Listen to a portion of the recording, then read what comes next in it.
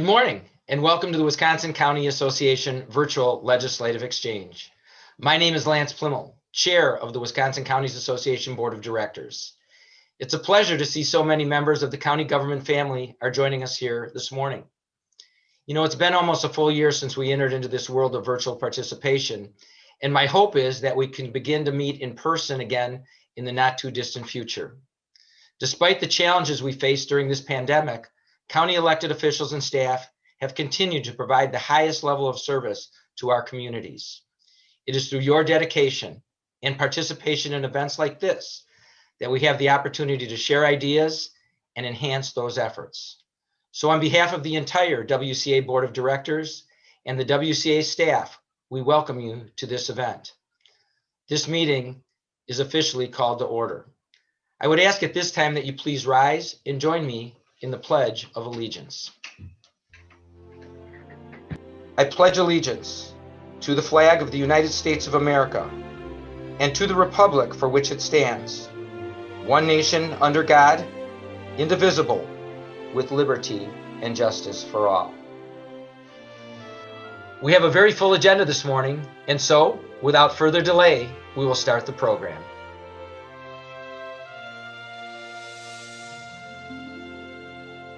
Ladies and gentlemen, welcome to this portion of our program. I am very honored today to be with our governor, Governor Tony Evers of the state of Wisconsin. And I invite you into what normally is our county government living room where we have coffee and idle chat. This time we're going to maybe have coffee, but we're certainly going to have some chat with the leader of our state. Governor Evers, welcome to county government, and we're so happy you could join us in this new virtual setting. Well, thanks so much, Mark. It's always a pleasure to be with the counties and the folks that work in the counties. And I know people have heard me say this, and I'll say it again. It's really important for me to partner with folks in our local county governments. You guys do the hard work. It is important for my administration to continue to recognize that. So thanks for inviting me, and let's talk. All right, we're going to have some conversation about some of that hard work here in a little bit, but I know some people are wondering, it's been 2 years since you first took office. And one of the things people wonder is, and I'll phrase it this way, because you and I have talked about this, besides the sweet melody and harmonious call of the swans on the lake, what is it you've enjoyed most about being governor? Well, you know, and it's been made more complex because of the pandemic. There's no question about it. But I still have been just thrilled with just talking to people and getting their information. I was just got off the phone with somebody that lives up in Manitowish Waters, and I know him pretty well, and he was telling me about how best to do X and Y and Z, and so he was full of advice for me, and I don't mind that either. But just interacting with the people of Wisconsin, helping them, you know, dream for the future and what they want this state to look like, and that's really important. Obviously, the pandemic has made them more complex. We do it a lot like this, which is not nearly as enjoyable. I'm a hugger. I like to shake hands and all the things that we can't do right now, but we're getting there. But that's I would say that's the most important thing, is getting out, meeting people, doing it this way if we have to. Is there a portion of the position of governor that you didn't anticipate at all, and really it's been a bit of a challenge or a surprise to you? Well, no. I mean, if you're relating to whether it's been fun working with the Republicans or not, it's been okay. I mean, that part's been okay. But as far as kind of the personal thing, I'll use this as an example. And I really like to ice skate, and I like to ice skate because it is something I like to do alone. And you know, if you do it at the right time of day, there's not many people on the ice, and you can kind of zone out and just skate. Well, that doesn't happen anymore. I've tried it a couple times, and it's not zoning out when you're skating with 3 or 4 undercover police people. It kind of takes away from the gestalt of ice skating. And so I've essentially had to give that up. And I hate to even admit that out loud, because somebody will get back to the people that are protecting Kathy and I, and they'll be offended. But the fact of the matter is that it changes your life. It does. I mean, there's no question about that. The personal part of your life. Are the people that would skate with you, are they like the law enforcement folks? Are they good Yeah. skaters? Can they keep up with you? Oh, they can keep up with me fine. But see, I'm so used to just, like I said, I used to skate, get my skates, go down about 6 o'clock at night and skate before the after school crowd has gone away, and before the kids come back and play hockey. I'll have wherever I'm going, I've got the ice to myself, and it just isn't going to happen. So it's something that I have to just accept and move on. Well, I have to confess, I think we've overlooked an opportunity here. I played hockey for many, many years, and so I've skated a lot in my life. And I think I'm blowing an opportunity as a lobbyist to have a little personal time with the governor. Had I not that I known that, I'd have been out on Lake Mendota and skating with you. If you're going to do it on Mendota, you better bring a shovel along. So the pandemic has really, it has challenged us at all levels of government and in all parts of society. Certainly it has impacted how you lead the state of Wisconsin as our chief executive. But in what ways has that been the case? Well, obviously we had to morph into a more Zoom-oriented or technology-oriented communications. But we got to walk and chew gum at the same time while we continue to do the things we need to do on one side, as far as making sure the roads are fixed, making sure that the state government is operating. We are also responding to a global pandemic at the same time, and that has been balancing that has been a really important thing. I think we've done a pretty good job at that, balancing that. We still we still have been getting our roads fixed for the most part, thanks to the counties and the municipalities, and frankly, our Department of Transportation. But we also, the pandemic has taken top billing, because it has to.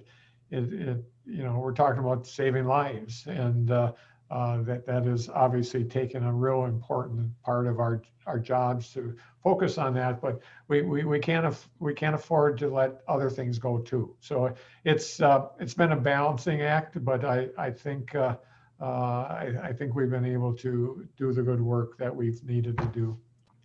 Speaking of roads and the work that the state has done, we've interacted with your department secretaries on many occasions, and they're very good about reaching out. I speak with Karen Timberlake on a frequent basis, and I think your agencies are really well run. But I can't help but I highlight one of them. The Department of Transportation. It may be one of the best run state agencies in all of our nation. I mean, the secretary is just so incredibly skilled and talented, and represents you and the administration exceedingly well. And I mean, you can tell. I mean, our transportation infrastructure, it's in good hands. Yeah, absolutely. Craig Thompson does a good job. It'd be nice to get him finally approved by the legislature, by the Senate. But it is what it is. Apparently, we're going to be moving along with people that haven't been approved and by the Senate, and they'll still that doesn't stop them, any of them, from doing a good job. So while it's frustrating, I know personally and professionally for them, that hasn't stopped them from doing the great professional job that they should do. And road work is not really sexy stuff that people like to talk about, but it is so important for our state, have a winter like this, and the destruction that'll happen to our road beds is really critical to make sure we continue to fix. It's around getting kids to school. It's around getting the products to market. You name it. And it's important for local governments, and it's important for the state. So yeah, Craig's doing a good job. He's just a wonderful person to work with. So we've just recently, you introduced the major piece of policy that occurs every 2 years, the state budget. Yeah. Lots of numbers, all appropriations, all the expenditures and revenues, and a good number of policy related items. You laid out the budget in your speech, and the documents have been very comprehensive. But in your words, what are some of your priorities in this state budget? What is it you'd like to really focus on? Yeah, Mark, thanks for asking that, because I just want, and most of your members understand how all this stuff works. And I feel confident that we are going to get some things accomplished. I mean, broadband is exceedingly important, not just to, certainly our rural economy and our rural residents, but also our in our urban areas. Not only is it around access, but it's around affordability. We put $150 million towards expansion statewide, but we also put $40 million for making sure it's affordable. That's huge. I mean, anytime we think of where we need to go in the state, I don't care who I'm talking to, the most conservative Republican or most liberal Democrat, broadband is part of it. We made a good start last time, but we also we're I think doubling or tripling what we did last time. Maybe it's even more, but we have a chance to do that. We have to do that. I know that it is an important priority for others. Expanding Badger Care is really important. Think about the mental health issues that this pandemic has laid bare across our state. Expanding Badger Care, and a lot of folks across the state of Wisconsin, 90,000 of them will get health care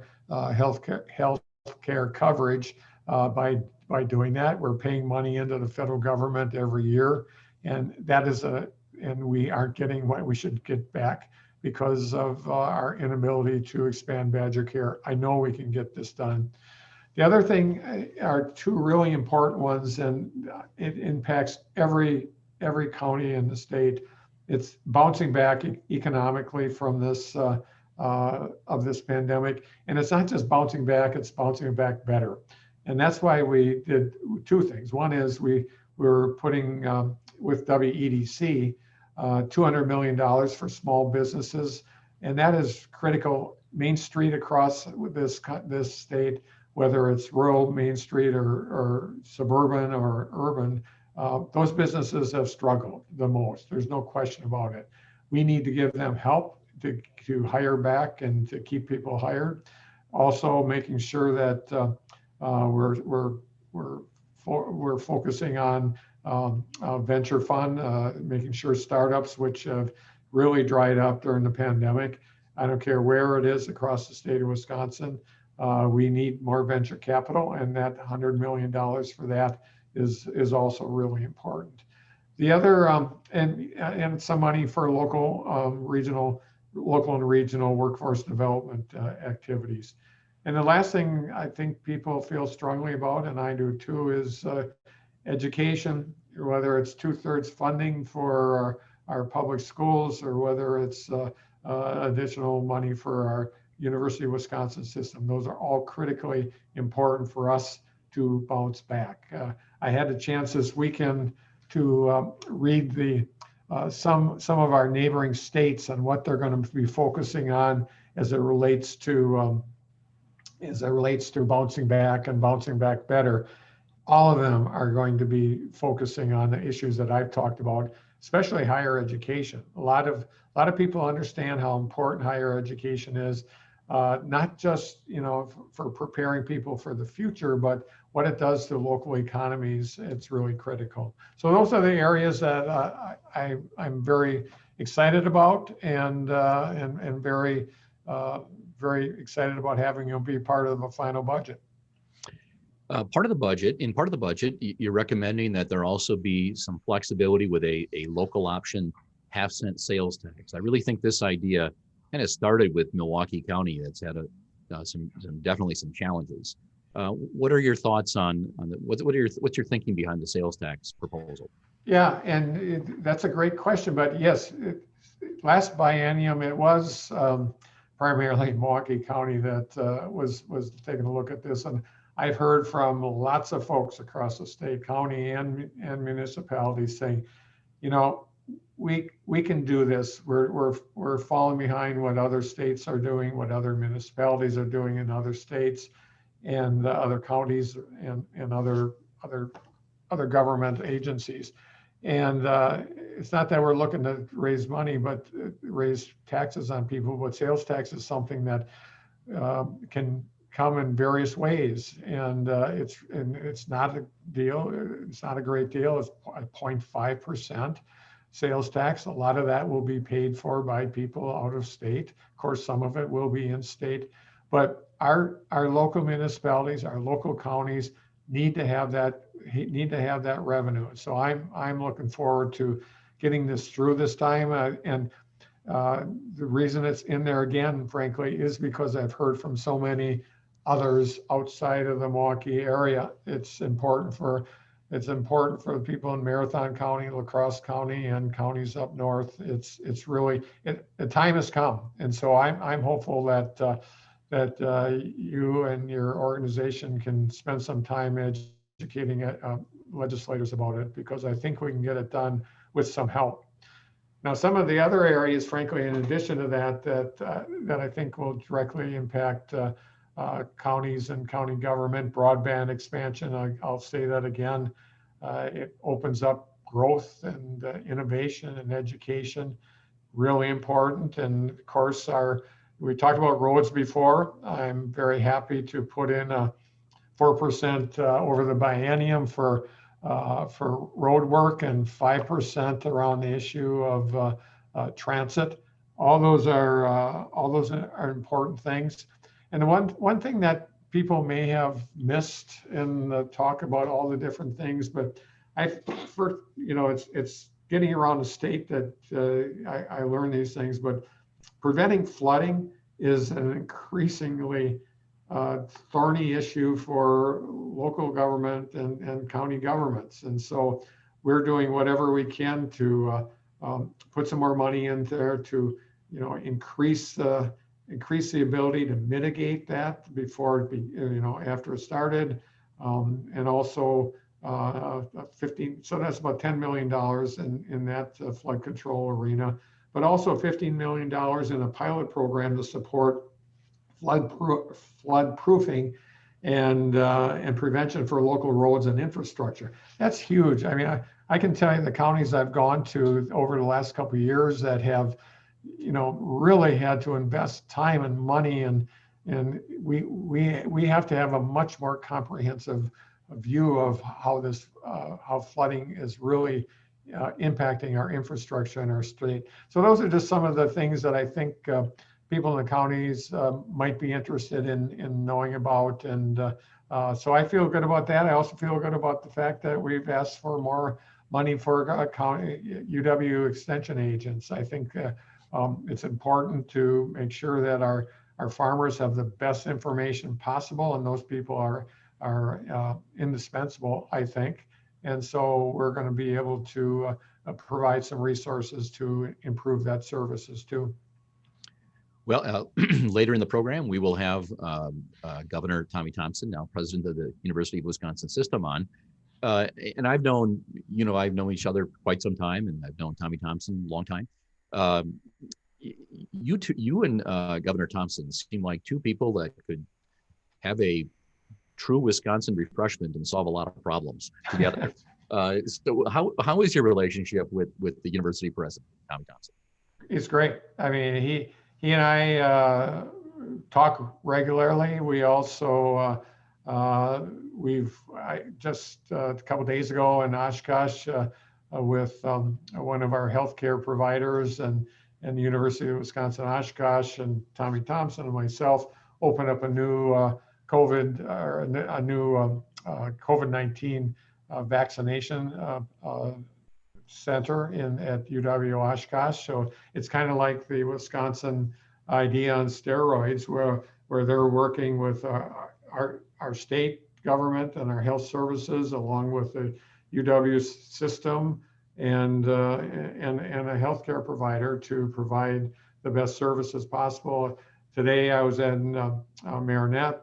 Tommy couldn't make it, but he had representatives there that we're doing something at UW Marinette with Prevailing Health, getting people the shots in rural Wisconsin, in Northeast Wisconsin. So yeah, we're doing good work together, and as I said before, we really care about the University of Wisconsin system. Not, yes, it is about preparing people for the future and the future jobs, but it is also they bring really important vigor and vitality to wherever there's a University of Wisconsin center or two-year campus or system or any part of the UW system. It's an important part of our legacy, and it's a real important part of our future. When the budget was introduced, the legislature had a response to that. I think it's fair to say that they didn't jump up and hug a lot of the areas of the budget. Some they expressed some displeasure with, but what parts of the budget do you think hold the greatest likelihood of shared vision? On which items are we most likely to agree, you think? Yeah, that's what I want to encourage your members to realize, is that so much of whatever reactions you see are, and you know this, you've been around the block, as many of your members have. Of course, if it's a Democratic governor and a Republican legislature or vice versa, there's going to be that kind of initial pushback. But at the end of the day, Republicans want good health care just like we do, just like I do. Republicans want great schools just like I do.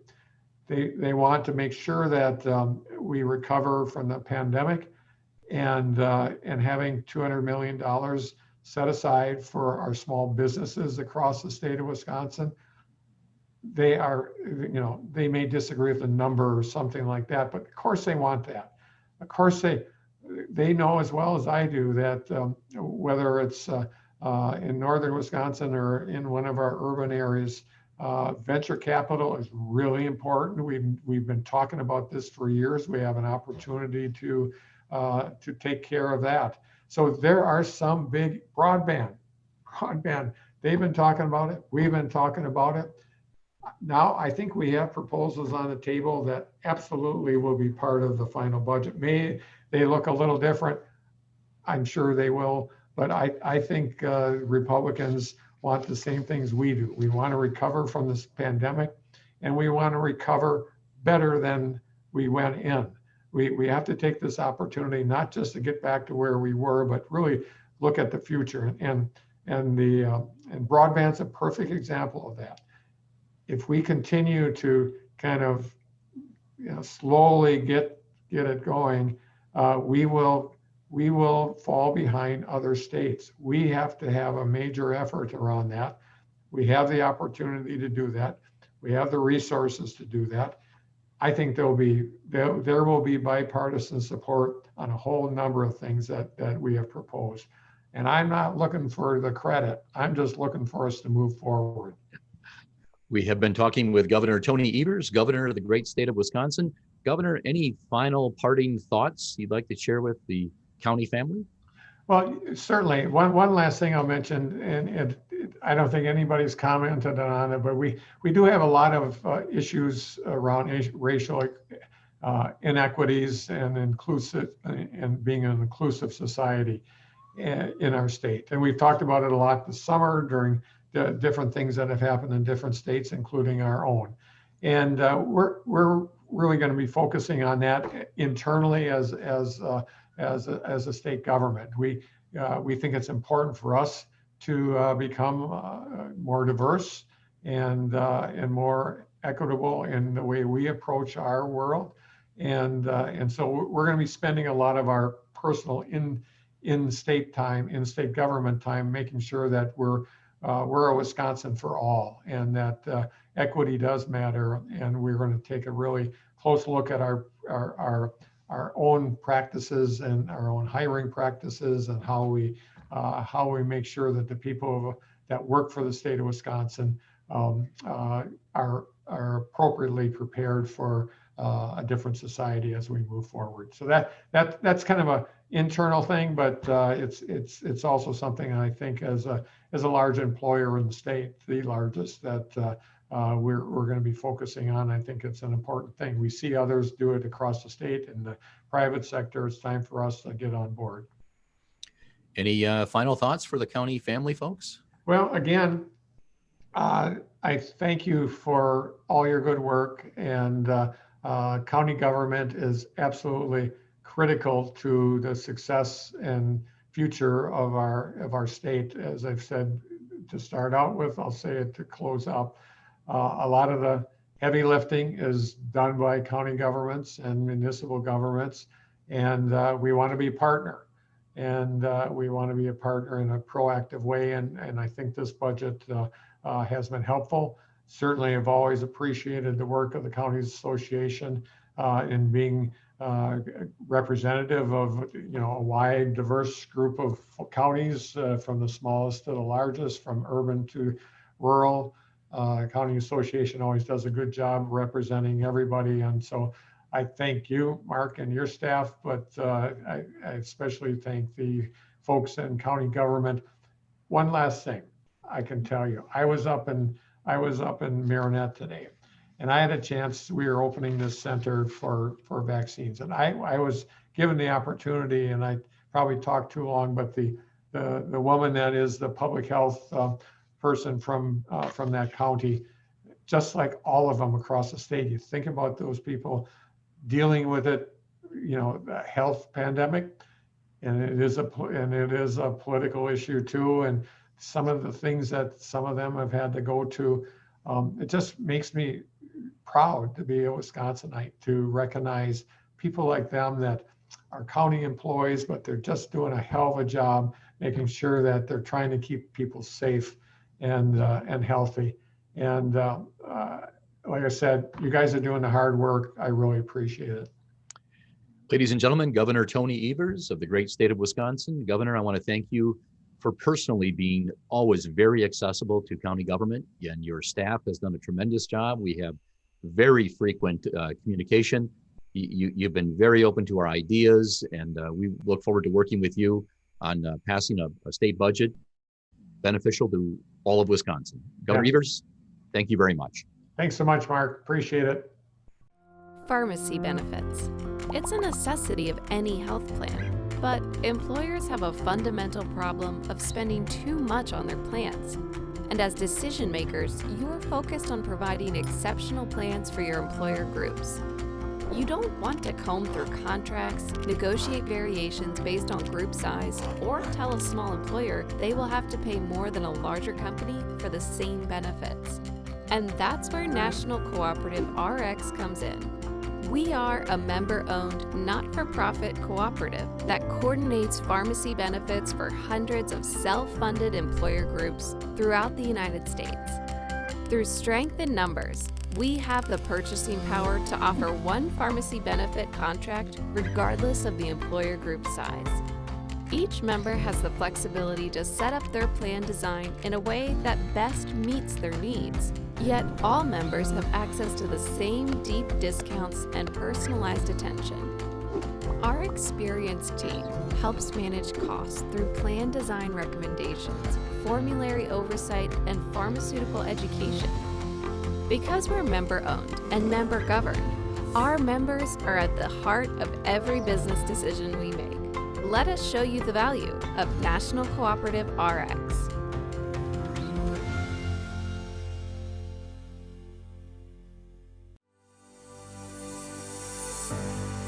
Hello, I'm Matt Chase, CEO and Executive Director of the National Association of Counties.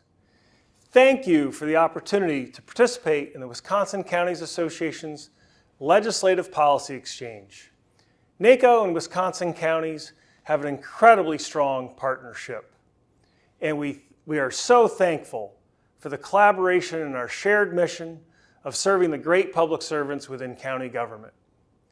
I've been asked to provide a brief federal policy update today with a focus on the outlook for the policy priorities and issues facing America's counties.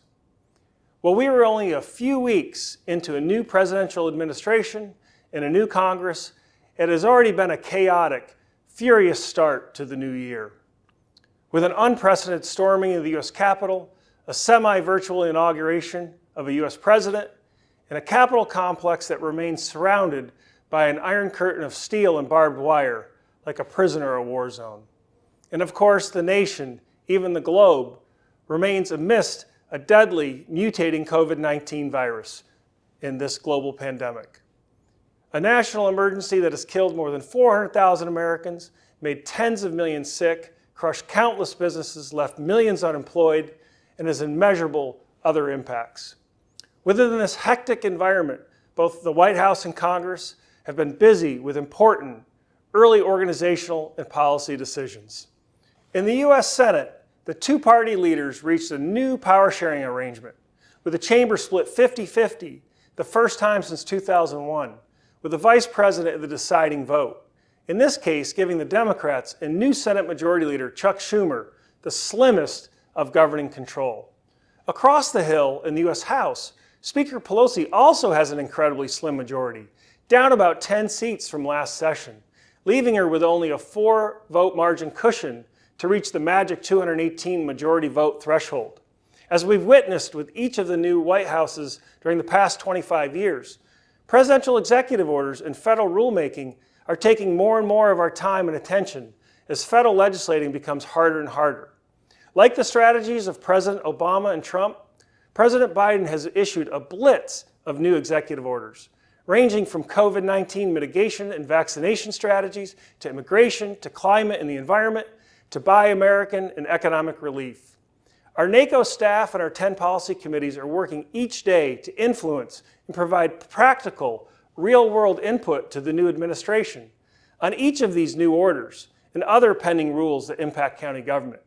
In fact, we just released a new comprehensive guide to the new key federal rules and executive orders that impact our member counties. For the National Association of Counties, similar to the Wisconsin Counties Association, our job, our sole focus, is to make sure that America's county officials have a seat at the table, in our case, with federal policymakers. As you'll hear throughout my remarks, again and again, NACO's mission is simple: to strengthen America's county governments. While we are focusing today on federal aid and policies for COVID response and mitigation, NACO offers a full range of services for you as county officials. From tracking national and state policy trends, like state-imposed property tax caps and other emerging state preemptions, to supporting peer networks and focused on problem solving, such as our Stepping Up campaign, tackling the intersection of mental health and jails, to our national broadband campaign with the Tested app, to our new online high-performance leadership academy, just to name a few. And I might argue that our civic education partnership with iCivics, founded by former U.S. Supreme Court Justice Sandra Day O'Connor, this just might be our most important work right now. So check out our county's work, interactive online game, along with our K-12 school classroom lessons and our new kids activity book. Again, just as WCA is a tireless, effective advocate at the state level, NACO is your champion inside the halls of Congress and with the White House, federal agencies, and even with the U.S. Supreme Court.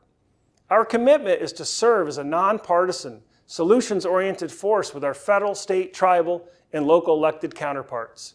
To be clear, we are not a special interest group, but an essential intergovernmental partner. Our job is to advance the priorities of county government, not from a partisan political viewpoint, but from the practical standpoint that counties are an essential, yet often misunderstood level of government. And we must be at the table. Thankfully, we currently have over 1,400 county officials serving on 10 policy committees in our urban and rural caucuses, who dedicate their time and expertise to shape and advocate NACO's federal policy agenda. And we welcome and encourage more active participation from Wisconsin's counties. In recent years, NACO has achieved many important policy wins for counties at the federal level. And in early 2020, we were making even more progress on important issues prior to the pandemic. This included the Medicaid inmate exclusion policy that shifts massive unfunded healthcare costs for your jail inmates from the federal treasury to your county budgets and your local taxpayers. We secured important changes to the FCC's broadband mapping data, leveraging NACO's Tested app. And we crowdsourced and challenged the inaccuracies of current federal broadband data, both with speeds and access.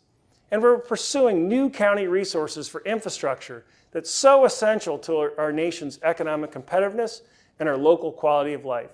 From our roads and bridges to our airports and public transportation, to water infrastructure, and increasingly housing and housing affordability.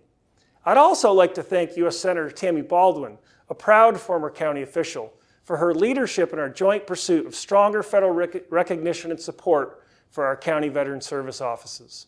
And as I mentioned earlier, we're spending countless hours on these unfunded and underfunded federal regulations and mandates. It's a full-time job that requires intense focus and substantial staff resources. So thank you to those Wisconsin counties who are members of NACO. We value your active engagement and your financial support, which is really needed to sustain our advocacy efforts. Now, in my remaining time, I'll focus on the recent and current COVID-19 response efforts at the federal level. Since March 2020, Congress and the previous administration worked together to pass 5 federal aid packages. These plans evolved from targeted public health resources to broader and broader economic security and safety needs of all Americans, with an emphasis on our most vulnerable populations and businesses. Now, throughout the federal discussions, NACO is focused on telling the county story, making sure our federal policymakers understand the unique frontline responsibilities of America's counties. While each county may have unique services within a state, let alone nationally, all counties are key players in our nation's COVID-19 pandemic response. From owning nearly 1,000 public hospitals and clinics, to operating or governing more than 1,900 local public health agencies, to running emergency operations centers, and even supporting the last of our first responders with our coroners and medical examiners. For NACO, we believe the only way to move forward, to unlock the full economic potential, and to protect the well-being of the nation is to overcome the current global public health emergency. And as we've communicated to Capitol Hill in both administrations, and repeatedly, county officials are serious, prudent stewards of public dollars. We are aware, even frightened by our mounting federal debt. Yet we also understand that we must overcome this devastating pandemic together, now, so we can make the smart investments needed to pursue a brighter, more resilient future for our residents and our communities. So our number one priority is to figure out how counties can help fight COVID-19, including the new mutating varieties, with a focus on improving the vaccination process, as well as continued testing and other virus mitigation strategies. As proven throughout the pandemic, counties are also effective partners at helping the countless small businesses, the unemployed workers, and our most vulnerable residents, all being crushed by the virus. NACO and our county leaders are not looking for an unlimited federal handout. But just as the federal government has appropriated billions, even trillions for individuals, major industries, small businesses, nonprofits, and many others, we are asking Congress and the administration to help ensure our counties have the resources and the flexibility to serve the immediate needs of our local communities. We also want to make sure the nation, down to our local counties, are better prepared and more resilient for future pandemics and other major global and national shocks. As Henry Kissinger famously stated, the historic challenge for leaders is to manage the crisis while building the future. Unfortunately, in the most recent federal aid packages, the issue of new federal aid for state and local governments has remained a major sticking point. The new and latest battle is over President Biden's $1.9 trillion American Rescue Plan, which includes a proposed $350 billion for state and local governments. For NACO, we support the President's efforts to ensure state and local governments have the resources necessary to lead through this pandemic. While we are less fixated on the overall dollar amounts in the non-county provisions within the package, we are very focused on the specific potential funding levels for counties. This includes critical decisions and intergovernmental fights over state and local allocation formulas, eligibility criteria, and compliance guardrails. We want to secure a fair, reasonable formula for distributing any state and local government aid. A formula and allocation process that reflects the responsibilities and mandates for counties with respect to COVID and public health measures, as well as our broader roles and responsibilities as county governments.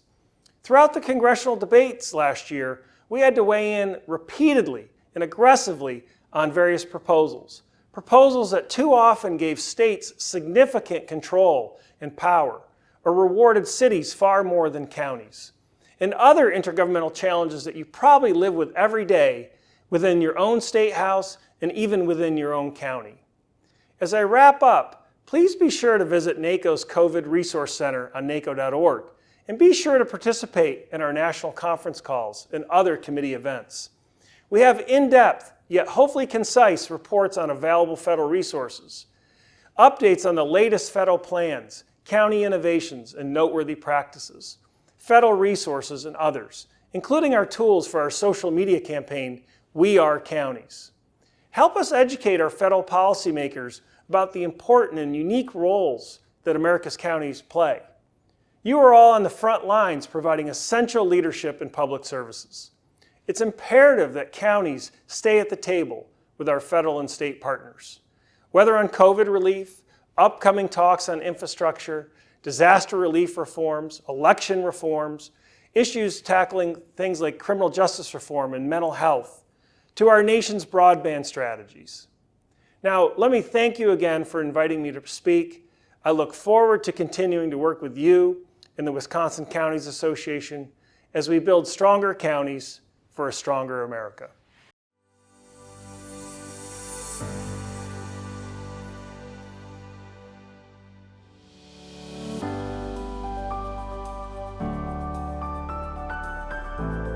PMA is a full-service financial advisory and investment management firm. So we have been in existence for 35 years, and we were started by a CFO of a community college in Illinois, Dr. Robert English. He passed a large referendum for their community college and found that he didn't have good options in terms of investing those funds. So he came up with what was called the Prudent Man Analysis, which was his own developed analysis for banks and the creditworthiness of financial institutions. Given that it was during the S&L crisis, this was really important. And that's how we were founded, really was with that analysis. And PMA actually stands for Prudent Man Analysis, which very few people know that. But starting from those beginnings and just growing from there to the point now where we work with 2,500 local governments in 11 different states, doing financial advisory work, long-range planning, and investment management. What makes PMA stand out is our comprehensive approach to finding the right solution for counties in Wisconsin. So we bring to it the integration of people that are professionals in different areas, whether that's municipal credit analysis or investment management, long-range planning, or financial advisory services. We're able to hit on, I think, most of what a county government official is scratching their head about and trying to find a solution for.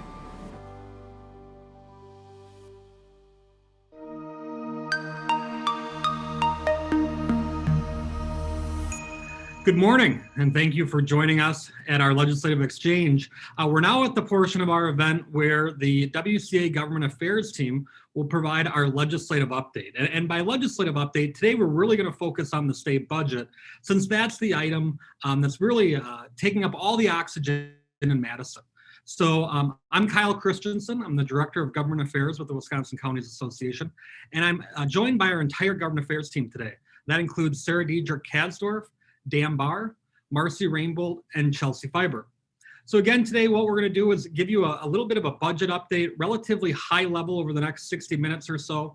When we're completed with the presentation, we're happy to answer any questions that may arise or any clarification that you're seeking.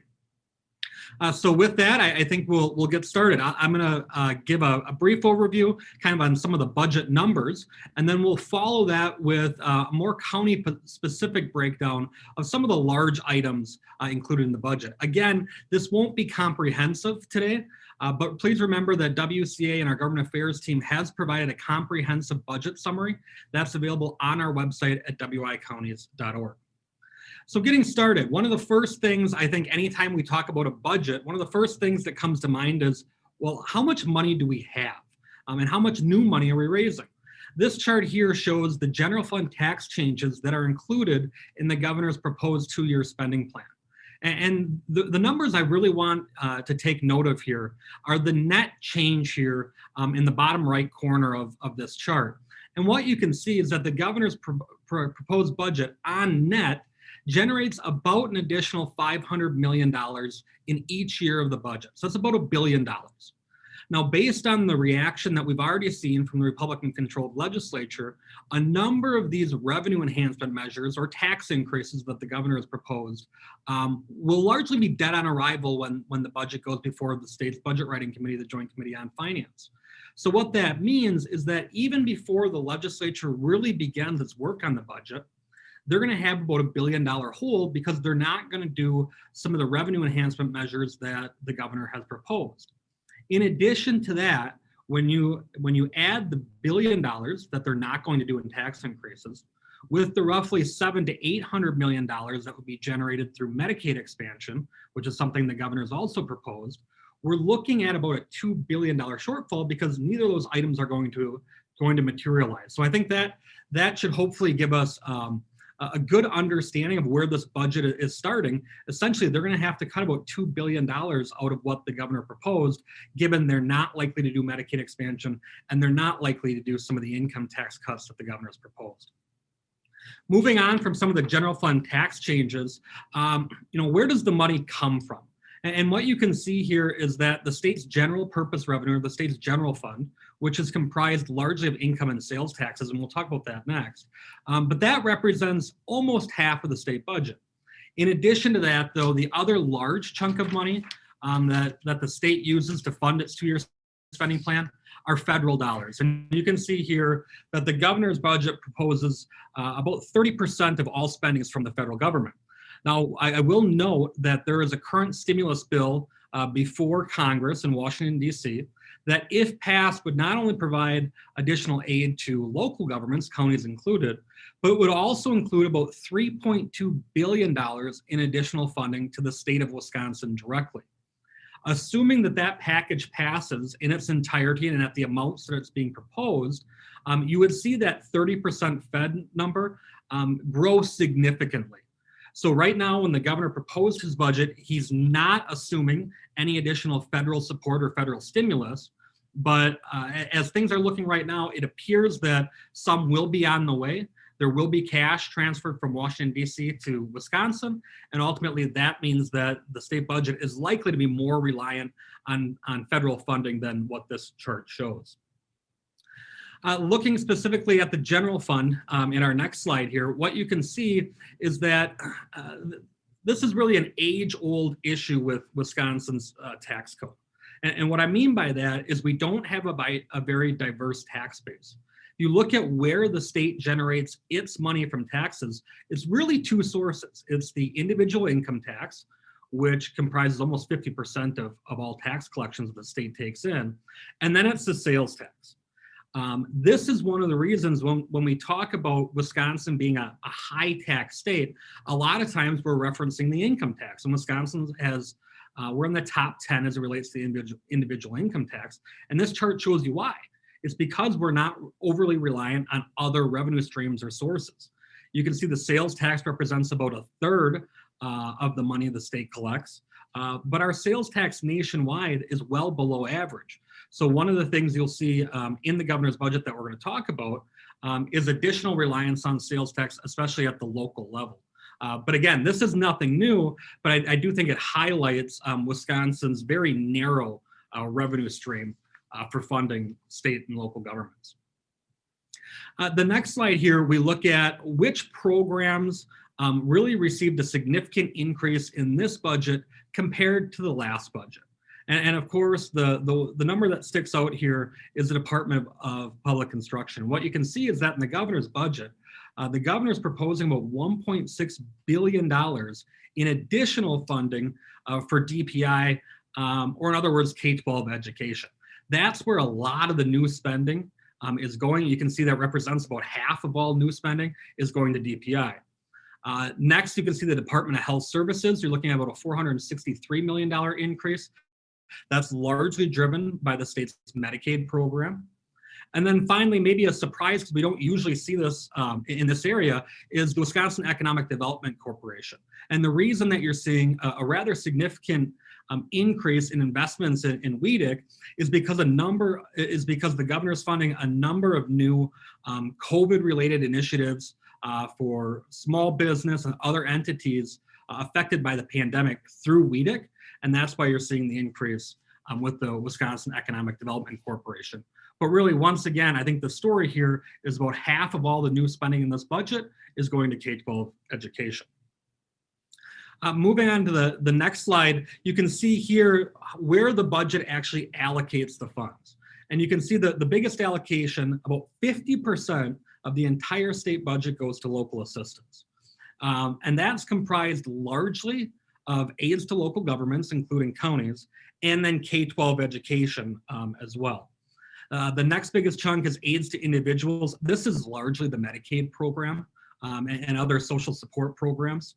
But again, the big piece here is local assistance. And this is relatively unique to Wisconsin in that what you have here is you have the state collecting the majority of all state and local tax revenues. They collect them themselves.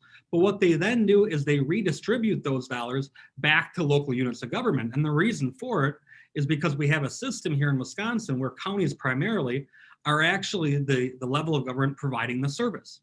So again, you have a little bit of a disconnect here where it's the state collecting a large sum of the money, but it's actually the local governments that are spending the money because that's where the services are provided. So again, this is not necessarily new, but it is different than a lot of other states where the revenue is raised by the government that spends it. That's not necessarily the case here in Wisconsin. So that's a little bit of an overview, just very kind of high level, big picture of what this budget ultimately looks like and where some of the major funding increases are. So with that, I think I'll turn over to my colleague Dan Barr to drill down on more county specific items as it relates to the issue area of agriculture, environment, and land use. Dan, take it away. Thanks, Kyle. Hey, thank you so much for that presentation. And so we'll take a look at some of the agriculture, environment, and land use issues to begin with. And the first issue, which has been a big issue for WCA and a lot of organizations, has been stewardship reauthorization. 2 years ago, Governor Evers extended the stewardship, the Warren Knowles Gaylord Nelson stewardship program for 2 years. He wanted to have a blue ribbon panel study the program. That did not quite come to fruition because of COVID and other reasons. And so the big push, I think, in this budget from advocates of the stewardship program has been for a 10-year extension, and the governor's proposal does just that, extends the program until fiscal year 31-32 at $70 million per year. The proposal provides $700 million in bonding authority for the program, and so a lot of environmental interests, a lot of counties who participate in this program, very happy to see that happening. There is opposition, particularly in the state Senate, among Senate Republicans, to this program continuing. They're concerned about the level of bonding in the state budget, and so we'll see where that ends up, where that all shakes out. We'll of course be working very hard to support the 10-year reauthorization of the program. Another program which we've been advocating for at WCA relates to a tipping fee exemption for waste to energy facilities. Both, pardon me, Barron and La Crosse County both have what's known as a waste to energy facility. And how a waste to energy facility works is it's a facility that first they take in all the tonnage of waste, They sort through all the waste and they recycle what they can recycle. What they can't recycle, then they burn and they generate energy. For instance, the waste energy facility in Barron County supports the cheese factory that is across the street from it. The waste energy facility in La Crosse County supports the energy corporation that provides energy and power to residents in the La Crosse County area. And so they save money on their utility bills. And so that's a positive thing. And so essentially what this would do is it would exempt these facilities, a waste energy facility, from 30% of the tonnage they receive. And so there is incentive for them to essentially recycle and then burn up to 70% of their tonnage. And then if they do that, then the 30% that has to go to the landfill is exempted from a tipping fee. For these two facilities, only two facilities in the state of Wisconsin, both in Barron and La Crosse County. And so our goal has been to exempt those for up to 30% of the tonnage they receive. Already the what's known as a MRF, a material recovery facility, they already received this exemption. And so we just want to extend that to the waste energy facilities. The MRFs, they recycle and they don't burn waste. In this case, the waste energy facility both recycles and then they burn what they can't recycle, and then what they're not able to do either with goes back into the landfill. And so again, this is a positive development in terms of environment and land use issues. County conservation staffing and cost sharing grants. We've long advocated for the program, no doubt, but the governor's budget provides an increase of just over $3.7 million in funding to counties for conservation staff to support land and water conservation services. This was also something that we had asked for with the Speaker's Task Force on Clean Water. And unfortunately, because of the COVID pandemic, the bill did pass the Senate. There was an effort to increase the base funding from $8.96 million to just around $12.4 million in that clean water package. That did not pass, but the governor's budget does do that and more. It actually increased base funding for the program from $8.6 million to just under $12.7 million annually in both years of the 21-23 budget. So that would provide full funding for staffing for conservation departments across the state. And then, of course, the Wisconsin Fund, replacement and repair of private on-site wastewater treatment systems, otherwise known as POTS. This lifts the sunset of the program. This is a program that assists low-income Wisconsinites with the repair and replacement of their private on-site wastewater treatment system, otherwise known as a septic tank. And so it's a great program in terms of finishing off the inventory of POTS that have not been rehabbed and replaced to make sure that zoning departments and code administrators are up to date and going through their inventory and ensuring that the water is clean. They're replacing the POTS. They're providing updates across the state in terms of checking and making sure that these POTS, if they are in bad shape, they can release waste into the water system. And so we're trying to avoid that. There is still inventory left in terms of replacing the POTS that need replacement. And so we have asked the governor, and the governor has affirmed our ask in terms of doing so. And so we think this is a good program, could be positive in terms of clean water issues that were brought up in the past year or two. And so with that, that's sort of a short-term look at some of the environment and land use issues, although there are many. Those are some of the big issues we've been tackling. So I'm going to turn it over to my colleague, Marcy Rainbolt, who is going to talk about county organization and personnel issues. Thank you, Dan. So there's a lot to cover in county org and personnel. And so first I want to talk about the many changes to our elections that was included in the budget. So first, the governor in the budget said that the Wisconsin Elections Commission is going to now work with the Department of Transportation to begin automatic voter registration. So basically, personal identifying information will automatically be transferred from the Department of Transportation to the Elections Commission. There will be an opportunity for folks to opt out of this transfer, but obviously if you don't take that opportunity, your information will be transferred from DOT to the Elections Commission for automatic voter registration. The second provision related to elections would allow municipal clerks the option to canvass absentee ballots on the day prior to the election, and would also give the Elections Commission the opportunity to ensure that the elections are still being conducted safely and securely. We refer to this as Monday legislation. We've been working with the clerks since last session to try to pass legislation that would allow this opportunity. This was 2019 Assembly Bill 636 or Senate Bill 574, if you'd like to review that legislation.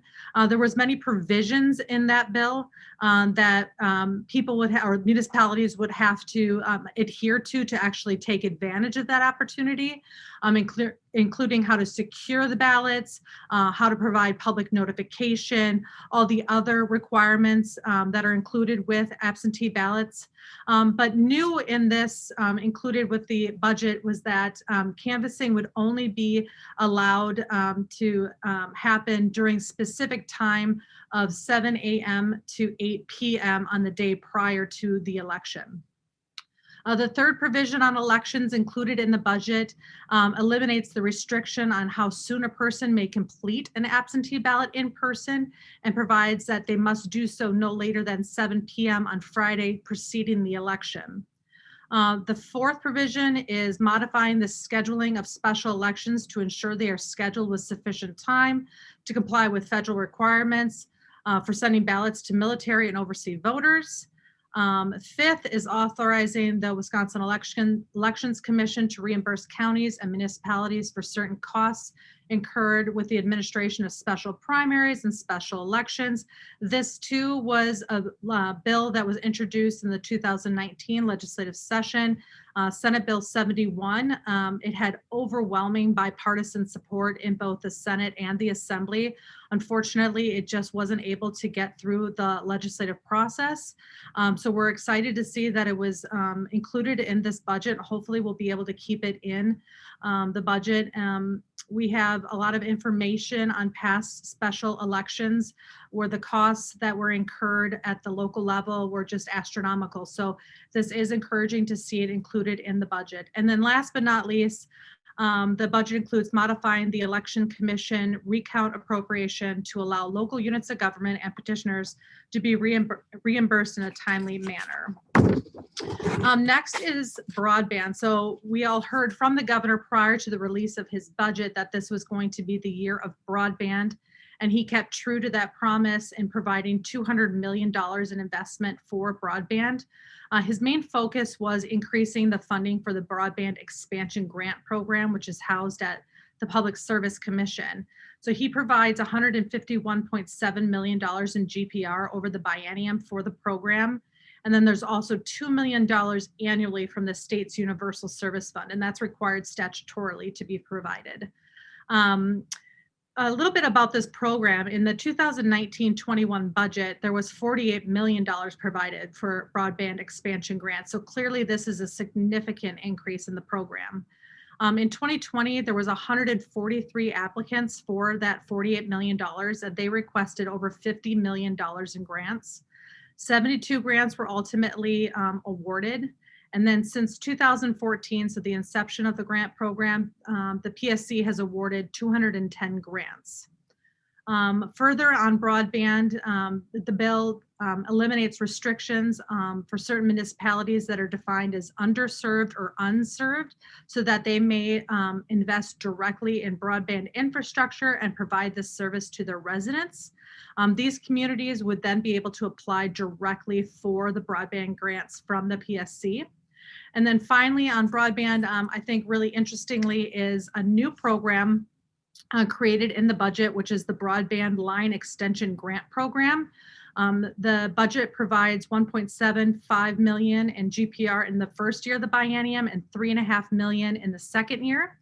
And basically what this program does is we've seen examples across Wisconsin, obviously mostly in rural areas, where broadband infrastructure might just be right outside a resident's front door, but a service provider is not obligated to provide that line extension from the infrastructure to the residents, and it's also cost prohibitive. So this program would provide up to $4,000 per request to connect that residence to that broadband, which is just out of reach. Moving on to UW Extension, we have seen for Extension that since 2014, they have had a $5 million reduction and a loss of 30 county educators. So in the budget, the governor has included $2 million and 15 county-based agricultural positions for UW Extension. So just under half of what has been lost will be returned if it stays in the budget throughout the process. For our veterans, our County Veterans Service Office, we know that the grants that are provided from the state are just a drop in the bucket when it comes to their overall budget. But it is still an important grant for our County Veterans Service Officers. So currently, a full-time CVSO with a population of 75,000 or more can receive an annual grant of $13,000. Those with the population between 45,000 and 75,000 receive a grant of $11,500. The population between 20,000 and 45,000 grants are 10,000, and then less than 20,000 receive grants of 8,500. A part-time CVSO receives $500 annually. The governor in his budget did propose including a 5% increase to the grants for the CVSOs across Wisconsin. And then competitive bidding. So this Wisconsin Counties Association has been working on increasing the competitive bidding threshold since long before I came to the association. We have not seen a change in our competitive bidding threshold for local governments since the 90s. We know that Iowa has a competitive bidding threshold of 100,000 and Minnesota also has a threshold of 100,000, yet Wisconsin has remained stagnant at 25,000. We had several bills where we had tried to increase the threshold. We had a standalone legislation last session, and then I think 1 or 2 bills last session where we had it included as an amendment to increase the threshold. So the budget does include increasing the threshold for local governments from 25,000 to 50,000. So this is encouraging. We're hoping to also keep this included in the budget and hopefully see a modest increase in our threshold for local governments. And then as far as labor changes go, there was obviously several labor changes included in the governor's budget for labor practices, including repealing the prohibition of contracts between labor unions and employers who hire unionized workers. It repeals the prohibitions on the following conditions related to attaining or continuing employment, including membership in a labor organization, paying dues to a labor organization, also reinstating the requirements for prevailing wage, both at the state and local level, establishing collective bargaining rights for state and local governments, also eliminating the annual recertification requirement for state and local government bargaining units. This is obviously a repeal in Act 10 and also a repeal in the prevailing wage. This is clearly a non-starter for the Republican-controlled Senate, the Republican-controlled Assembly. So obviously this will be one of the first things that is on the cutting room floor when it comes to the Joint Finance Committee and their work on the budget. So these things will be removed from the budget when we see the Joint Finance Committee commence their work on the governor's budget. And with that, I will turn this over to Sarah Diedrich-Kasdorf. Good morning, everyone. As is typically the case, the proposed state budget does recommend significant changes in the budgets of the Department of Health Services, the Department of Children and Families, as well as the Division of Juvenile Corrections within the Department of Corrections. In terms of major systemic changes in this budget, we will see that primarily in 2 areas. First in mental health, and then we see it again in youth justice. So while I'm going to highlight a number of changes that are included in the budget, the majority of my time will be spent on mental health and youth justice. The first issue I'm going to talk about is Medicaid expansion. And as we saw in the previous state budget, the governor is once again recommending expansion of the state's Medicaid program as allowed under provisions of the Federal Affordable Care Act. And under the proposed expansion, individuals with incomes between 0 and 138% of the federal poverty level would qualify for coverage under the state's medical assistance program. That would add almost 91,000 individuals to the state's Medicaid rolls. In addition to the number of folks that would be served, there are financial implications to Medicaid expansion as well for the state. Medicaid expansion would draw down approximately $1.3 billion in funding from the federal government, in addition to saving $634 million in state GPR. So if this proposal does not move forward, it would leave an almost $2 billion budget gap that would need to be filled with revenue from another source or with $2 billion worth of budget cuts. Now, Republicans have indicated once again that they will reject the governor's call for Medicaid expansion. Now, with the current public health pandemic that is facing our state, I don't think it's any surprise that the governor is recommending an increased investment in communicable control efforts within his budget. The governor is recommending 28 new state positions, 23 of which would be assigned to the Department of Health Services Bureau of Communicable Diseases. 3 of those positions are allocated to the creation of a communicable disease harm reduction strike team, and 2 of the positions are dedicated to data analytics and predictive modeling. The governor in his budget is also recommending $5 million in grant funding annually for local health departments to support communicable disease control and prevention activities.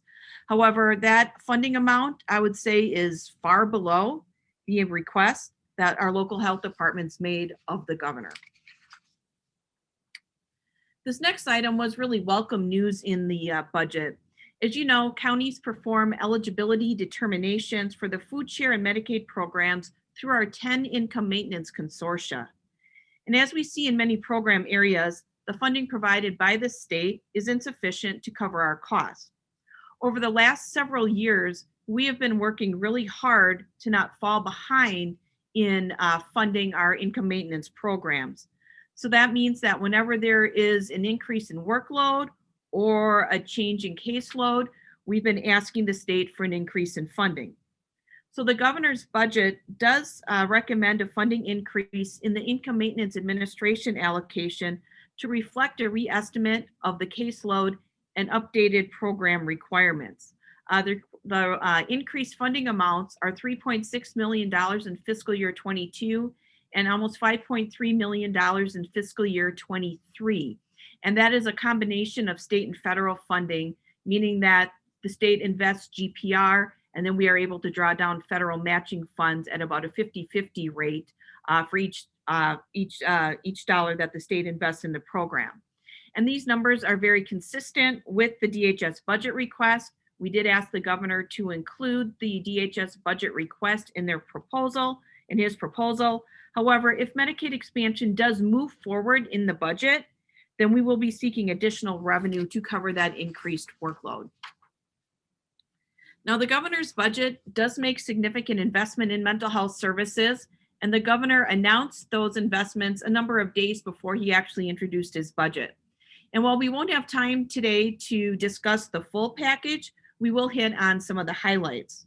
So during the last legislative session, we heard from a number of legislators who expressed an interest in improving the state's emergency detention system, of which counties are a significant player. In addition to that, the Attorney General heard loud and clear from the law enforcement community about their struggles with the emergency detention system that resulted not only in an emergency detention summit in October of 2019, but the creation of a coalition around modifications to the state's emergency detention system. One of the biggest frustrations with the current emergency detention system is a lack of placement options on a regional basis. And so to that end, the governor's budget provides $12.3 million in GPR in the second year of the budget to establish up to 2 regional crisis response centers. When the governor first announced this recommendation, we didn't know exactly how the governor was defining regional crisis response centers. But as we looked into the budget documents, it provides some indication as to what the governor would like to see these regional crisis response centers do. So as part of the budget, there's language that indicates that each is to offer a crisis urgent care and observation center, a 15-bed crisis stabilization facility, and at least 2 inpatient psychiatric beds. There's also language suggesting that these centers would assume custody of emergency detention cases and also conduct medical clearances.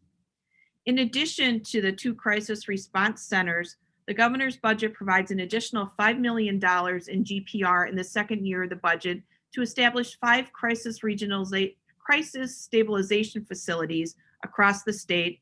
They indicate that these are for adults seeking voluntary crisis treatment, and that each facility could offer up to 16 crisis stabilization beds. Now, one of the frustrations that has been expressed by counties and law enforcement agencies is the time that it takes to locate a detention facility with an available bed for individuals in a mental health crisis. Our county behavioral health agencies spend a lot of time calling facilities all over the state looking for an available bed, which can take hours and hours. In the meantime, we have our law enforcement officers sitting in the emergency department waiting to transport an individual in a mental health crisis to an appropriate detention facility. And while a current bed tracking system does exist in the state, it is not up to date, and it only tracks hospital beds and is not available for counties to use. So the governor's budget allocates $100,000 in the first year of the budget and $50,000 in the second year of the budget to create a bed tracker system that not only tracks inpatient psychiatric beds, but it will also track crisis response and peer respite beds as well. The new tracker system would also be made available to all entities involved in identifying placement options, including counties. The governor's budget also boosts mental health crisis services by providing $1.2 million in GPR in each year to support the staffing needs of county crisis programs, as well as peer-run respite centers for crisis services that they provide over the phone. Now, research has shown success in de-escalating mental health crises if a law enforcement officer is partnered up with a mental health professional. So at the request of law enforcement and supported by WCA as part of an emergency detention coalition we belong to, the governor's budget creates a $1.25 million GPR grant program in each year of the budget that municipalities and counties can access to establish behavioral health and police collaboration programs to increase behavioral health professional involvement in crisis response situations. We also know that training law enforcement officials on how to de-escalate a mental health crisis situation is also a key component in determining whether an emergency detention can be avoided. Therefore, the governor's budget provides an additional $370,000 in GPR in each year for additional crisis intervention trainings for local law enforcement. Along those same lines, the governor's budget also provides $850,000 in GPR in each year to Milwaukee County to expand its county's mobile crisis team.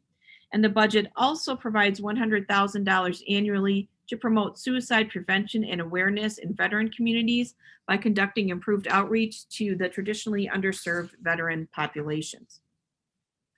Now, the next 2 slides contain recommendations that came from the governor's task force on caregiving. The governor's budget provides funding in both fiscal year 22 and fiscal year 23 to expand services that are provided by our Aging and Disability Resource Centers. Those expanded services include expanding caregiver support services to address the needs of caregivers of adults with disabilities between the ages of 18 and 59, and also requires ADRCs to designate a caregiver coordinator and create a marketing plan. In addition, and this has really been a request of ADRCs and others in the aging community for a number of budgets now, is the expansion of the Dementia Care Specialist Program to all of the state's ADRCs. Unfortunately, what was not included in the budget is the proposal worked on by the Department of Health Services and our ADRCs related to ADRC reinvestment.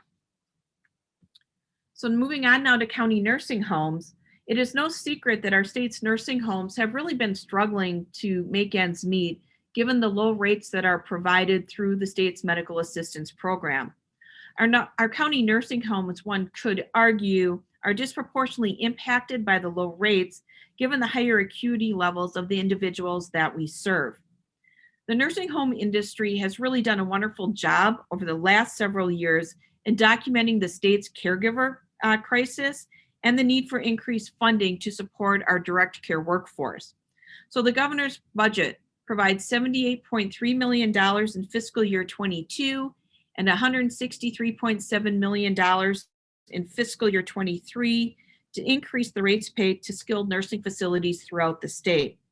That equates to an 11.5% increase in the first year of the budget and an 11.7% increase in the second year of the budget.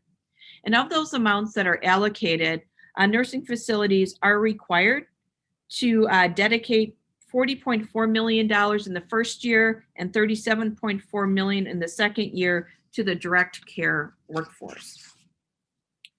Now we're going to move on to the budget, some items that are included in the budget of the Department of Children and Families. Now, last budget, our top priority was increased funding to serve the increasing number of children in need of support by our county child welfare agencies. That resulted in a $25.5 million annual increase beginning in calendar year 20. Now, unfortunately, those needs continue. And in addition to that, by September 29th of this year, Wisconsin needs to be in compliance with the Federal Family First Prevention Services Act. And as a result, the governor's budget increases funding for the Children and Family AIDS allocation by $10 million beginning in calendar year 22. This funding will also be used to pay for increased foster care rates and kinship care rates that are included in the budget. Total funding amounts for the program will be about $106.4 million in fiscal year 22 and $111.8, almost $0.9 million in fiscal year 23. And to put this into perspective, counties received approximately $74 million annually in the Children and Family AIDS allocation prior to adoption of the last state budget. And the majority of that funding was federal funding. But over the last two budgets, if this increase remains, the state will have made a significant increase in county child welfare services, which we are very, very grateful for. So child support, this is an issue that we've had lots of discussions about during the last state budget and following the last state budget as well, given some what happened in the Joint Committee on Finance, as well as some federal changes that took place shortly after the state budget was signed into law. But what the governor included in his budget related to child support is really a huge win for counties. Very briefly, as you may recall, in the last state budget, the Joint Committee on Finance cut the governor's recommended funding increase for our county child support agencies by 2/3. Since that time, we also lost county child support revenue due to a new interpretation by the federal government related to the birth cost recovery program. All of this happened, of course, at a time when other states were making significant investments in their child support programs, which caused Wisconsin to fall in the rankings, which then resulted in the loss of additional federal funding. So the $4 million GPR that is provided by the governor in each year of the budget reflects the request of the Wisconsin Child Support Association as well as WCA. The $4 million in GPR draws down just over $7.7 million in federal matching funds for a total increase annually of $11.7 million. What we really need to make sure we work hard at between now and the time the budget passes is really making the case for the need for these dollars, and to once again make sure that the Joint Committee on Finance does not cut the governor's recommended funding amounts. Now, the rest of my presentation all relates to the significant changes proposed by the governor to the youth justice system. The first change I'm going to talk about reverses a decision that was made by the legislature in the mid-1990s. And in the mid-1990s, the state created what is known as the Serious Juvenile Offender Program. In short, the Serious Juvenile Offender Program allowed the state to hold youth up to the age of 23 or 25 depending upon the seriousness of the offense. And if a youth qualified for the Serious Juvenile Offender Program, the state took over fiscal responsibility for that youth, meaning if that youth was placed in Lincoln Hills, for example, the state had to pay the cost of that Lincoln Hills placement instead of the counties having to pay that cost. In his budget, the governor eliminates the Serious Juvenile Offender Program and moves the fiscal responsibility for youth that would have qualified for that program back to the counties. The program is then replaced with what the state is calling an extended juvenile jurisdiction blended sentencing model that would allow the court to extend juvenile disposition to the age of 23. Now, there are a lot of components to that particular provision in the budget that we don't really have time to talk about today. So if you're interested in additional details, please get in contact with me. The governor in his budget does increase the youth aids appropriation by $5.7 million in fiscal year 22 and another $13.5 million in fiscal year 23 to cover county costs to serve the former SJO population. Now, in addition, the governor's budget eliminates state-run type 1 facilities. As you may recall, under current law, by July 1 of this year, the state is supposed to close Lincoln Hills and Copper Lake, and those facilities are supposed to be replaced with county-operated secured residential care centers for children and youth, as well as a couple of state type 1 facilities that were to be designed to house serious juvenile offenders, as well as house youth that have adult sentences. But the state governor, again, in his budget, eliminates the state type 1 facilities, allows both the state and the counties to operate the secured residential care centers for children and youth, removes the July 1, 2021 closure date for Lincoln Hills and Copper Lake, and instead replaces that date with language that indicates that once all juveniles have been transferred to a suitable replacement facility, then Lincoln Hills and Copper Lake will close. With regard to detention facilities operated by counties, the governor's budget eliminates, as an available disposition option, placement in a juvenile detention facility for more than 30 days.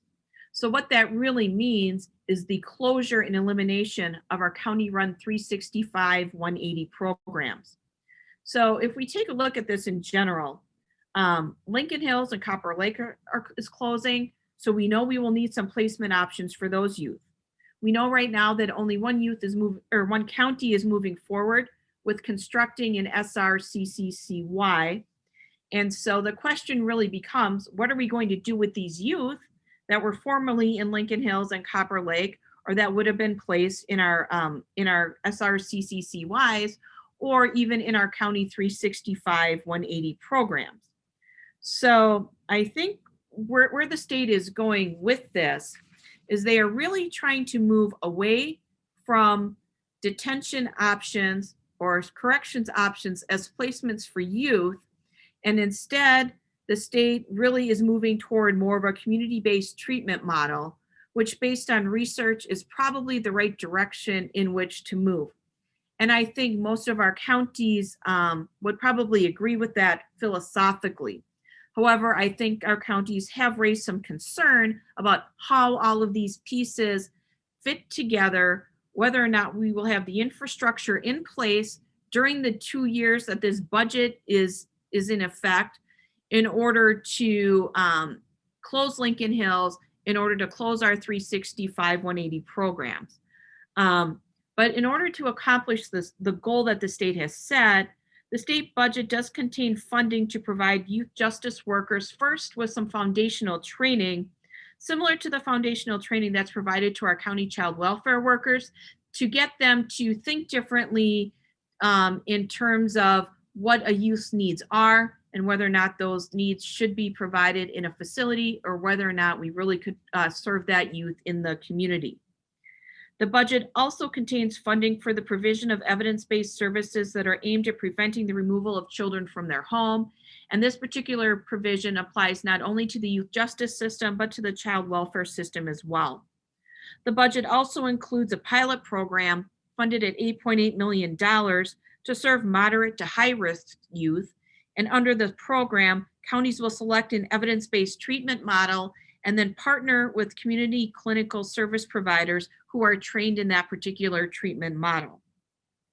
Yet we do know that some youth that are involved in the justice system will still need placement options outside of the SRCCCYs.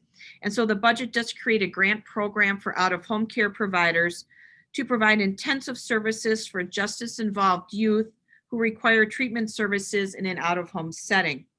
The budget also includes funding for 2 types of residential service grants, as well as funding for a child placement agency to find treatment foster homes that will serve delinquent youth who require out-of-home care placement but are unsuited for congregate care. Some of these youth who would qualify for that provision, for example, might be youth who are involved in sex trafficking. So there are other justice changes that are included in the budget as well that impact youth. And those include a prohibition on the use of restraints on anyone under the age of 18 when appearing in court, elimination of automatic original adult court jurisdiction for youth under the age of 18, modifications to the conditions under which a youth under the age of 18 may be waived into adult court, as well as an increase in the age of delinquency from 10 years of age to 12 years of age. That change from 12 down to 10 happened in the mid-90s, and it happened at the same time that we took 17-year-olds and brought them and placed 17-year-olds into the youth justice system. And so moving on, as the governor did in the last state budget, the governor recommends raising the age of adult court jurisdiction to the age of 18. To cover our county cost associated with serving 17-year-olds that would be coming back to the youth justice system from the adult criminal justice system, the governor does create a new sum sufficient appropriation and provides $10 million GPR in each fiscal year to reimburse counties for the increased cost associated with raising the age. Again, what's really critical here is the term sum sufficient, meaning that if we blow through that $10 million as is allocated in serving 17-year-olds, the state will be required to find additional funding somewhere in the budget to continue to pay county cost. And finally, with regard to youth aids, in addition to the increased funding to cover services to the serious juvenile offender population, and again, we don't know whether or not that funding is going to be sufficient to cover our cost in serving that population or not. The budget also makes some modifications, some minor ones, to the smaller allocations that are included in the youth aids pot. And we're not going to get into that detail here because that is really getting into the weeds. But what I will say about those modifications to the youth aids is that WCA and WCA were involved with those changes and do support those changes. So at this time, I am going to turn it back to Marcy Rainbow to discuss judicial and public safety issues. Thank you, Sarah. So most important, I think, for the association in this area and our top priority this session has been the inclusion of funds to support our PSAPs and the continuation of transitioning our 911 system from the current analog system to a digital system. So the budget did include funds to support our PSAPs and the need to increase or upgrade our equipment at the local level. So our PSAPs, of course, are 911 call centers. And the budget did include $7.5 million starting in the second year of the biennium for grants to our PSAPs to be used to replace equipment, for software expenses, and also for training. Of course, we at the association had been advocating for $15 million. So we're halfway there and we're going to continue to push for $15 million. We do have some tremendous advocates for us in the legislature, Senator Markline, Senator Felskowski, and Representative Loudenbeck, all members of the Joint Finance Committee. So we'll continue to work with them to push for our $15 million to support PSAP grants. Also included in the budget was supporting the ongoing work of the Department of Military Affairs and the creation of the Emergency Services IP Network, which is also known as the EZINet. That's that critical digital platform that we need to move off of the old analog system and onto that digital platform. Now, there's some confusion right now as to whether or not the money included in the budget is going to be sufficient in continuing the work that DMA is doing. We know that the DMA this past fall had requested $18.5 million in the first year of the biennium to continue that work. And the governor's budget only included $1.7 million. So right now we're seeking clarification to find out whether or not they are paying for the contract with the current funds that they have in the current biennium, or if there's something else going on. So we're continuing to seek clarification on that. So stay tuned, and we hope to have more information about that. The second year of the biennium for the EZNet, they provided $9.8 million. Again, the DMA had asked for $14 million for that to have ongoing maintenance and upkeep of the EZNet. So again, seeking more clarification there as well to see if there was a reestimate or exactly what that figure means to the Department of Military Affairs. Also provided in the budget for this area was a $3 million grant program as requested for Geographic Information Systems, so GIS, starting in the second year of the biennium. This also is a critical piece in the advancement of our 911 system. GIS is a very important piece so that we can more accurately pinpoint the location of folks when they are using 911. So as for Wizcom, Wizcom is a land mobile radio system here in the state of Wisconsin. I think most who are involved with the Wizcom system know that it's coming to its end of life. And the governor's budget does include $6.5 million in GPR for the design and implementation of a new statewide interoperable communication system. So $6.5 million will be going towards that program. And then last but not least in this area is Treatment Alternatives and Diversion, or TAD. TAD is a very successful and popular program here in Wisconsin, and it currently operates in 41 counties. And we've seen an influx in money over the last several budgets in this program. And again, the governor in this budget includes an additional $15 million in GPR in fiscal year 23 for the expansion of this TAD program. And that's it in the area of judicial and public safety. So again, I will turn it over to Dan Barr. Hello, and good to see you again. Thank you, Marcy, for that presentation. We're going to move on to Transportation and Public Works. For general transportation aids, popular county program, we have a 4% increase in the biennium, a 2% increase in each year of the biennium. Essentially, our payments in county GTA payments on an annual basis will go from just over $122 million to just over $127 million. So that's around roughly a $5 million increase.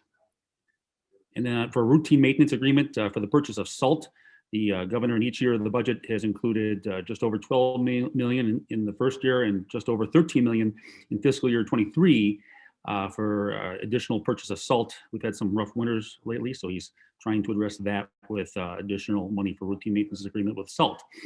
Also for general transit aids, in each year of the biennium of the budget, there's a 2.5% increase for the different transit systems. There's 4 tiers, and there's some detail provided below. I won't get into the details as we're on a bit of a time crunch, but if you have questions, you can certainly call me, and the slide kind of explains how each system is impacted. For the local road improvement program, the governor's budget maintains current funding levels. We did get an increase in the previous budget. This budget is flat. And then we'll go to the next slide for prevailing wage requirements. The governor for state projects restores prevailing wage requirements for projects using state dollars. I think Marcy had also talked about that. Also for bicycle and pedestrian facilities, the governor's budget restores the ability of local governments to use eminent domain authority for the installation of bike trails and bike paths. Also, one program that we had been developed in the previous budget was the local multimodal transportation program. There was $90 million allocated in the previous biennium. We did have about $1.5 billion in projects. And so the governor has included $75 million for this program, again, in ongoing transportation funding. Again, the structure will be similar to the 2019-21 program, this time with only $75 million, but that should help address some of the overflow in applications for the program. Very popular program on both sides of the aisle. And then we'll move on. That's a little update on transportation. We'll move on to my colleague Kyle Christensen with tax and finance. Kyle? All right, thank you, Dan. So last but not least is the area of taxation and finance, and just a couple of slides here. Maybe the most notable provision, perhaps in the entire budget for county government, is the governor's proposal to allow counties to increase their sales tax by 0.5% or half a cent with approval from voters at the ballot box or via referendum. As we know, counties have been over-reliant on property taxes for a very long time. And we've urged the legislature and governors of both parties to provide local governments and counties specifically with additional tools to fund increased demand for local services, as well as a variety of state mandates that the state places on Wisconsin's 72 counties. So we're very pleased to see that the governor does include this local sales tax option for all 72 counties. In addition, any community over 30,000 in population would also have this option. We were very pleased to see that the reaction to this from the Milwaukee business community was overwhelmingly positive. That's due in no small part to the kind of upfront and long work that Milwaukee County in particular has done with their business community. The statewide Chamber of Commerce, Wisconsin Manufacturers and Commerce, has indicated their opposition to this proposal, but this is something that the Counties Association will be actively engaged on. Do I think that this proposal is likely to pass in its current form? I think that's pretty unlikely. However, I do think there are changes or amendments that could be made to the governor's proposal related to additional county sales tax that could potentially gain the support of members of the legislature. The other thing to note here is that while this provision is currently in the state budget, in the event it gains momentum, don't be surprised if it were to be removed from the budget and then done as a separate piece of legislation. Of course, the reason for that is that the Republican-controlled legislature is really hesitant to include much policy in the state budget, given the governor's pretty broad partial and line item veto authority. So in the event that there's legislative support for this, there may be an attempt to pull this out of the budget and run it as a separate bill. But again, this is something that we'll be working very closely with members of the legislature and the Joint Committee on Finance on, and we're very appreciative that the governor included in his budget, and it really allows taxpayers to decide ultimately how they want to fund local services. In addition to the sales tax, then we have the governor proposing an increase in shared revenue. Similar to the governor's last state budget, the budget provides successive 2% increases in funding for the county municipal aid program shared revenue to take effect in both 2021 and in 2022. Then there are, again, changes to the levy limit law, similar to what the governor proposed last budget. The governor is proposing a 2% minimum growth factor for levy limit purposes. You'll recall when levy limits were first instituted back in 2005, there was always a floor percentage that each community could increase their levy by. Since 2011, however, levy limits have really been tied to the change in property values due to new construction, which for a number of counties and communities is oftentimes less than 1%. So the governor did propose this. Again, in the last state budget, this was one of the first items removed by the Finance Committee. We are meeting with members of the legislature on this provision and feel that it's really a long overdue change to the state's levy limit law. And then finally, just a change as it relates to county debt issuance authority. The budget does allow counties to issue debt to replace any lost revenue due to a disaster or public health emergency, either declared by the governor or the county board itself. This is something that we had asked for really early on in the pandemic, given we didn't know what impact the pandemic would have on local revenues. We were worried about cash flow issues and cash shortfalls. So this would provide at least a short-term option for counties in the event we're experiencing significant revenue loss due to any sort of disaster or the current public health emergency. So with that, I think that really completes our initial review of the governor's state budget. The Legislative Fiscal Bureau is currently in the process of summarizing the document, and more details will be available in the next 3 or 4 weeks. Again, I'd like to remind you that our comprehensive summary completed by our legislative team, is available on the WCA website at wicounties.org. And right now, I think we're ready to move into a live Q&A where we're happy to answer any questions or any clarification you're seeking. Any member of our team is happy to do that. So let's jump to the Q&A.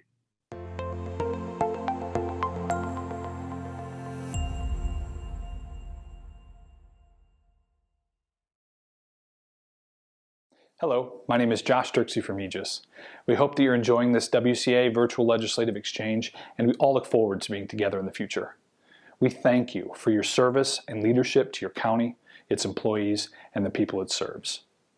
Aegis has served as the General Administrator of the Wisconsin County Mutual Insurance Corporation and its sister company, Community Insurance Corporation, since our founding in 1992. As General Administrator, we provide underwriting and policy administration, claims and litigation management, along with a strong focus on value-added member services, including comprehensive risk management and safety consultation and training. What makes Aegis different is our ability to customize our services to fit the specific and unique needs of our clients. We often say that we're big enough to face the toughest challenges and small enough to care.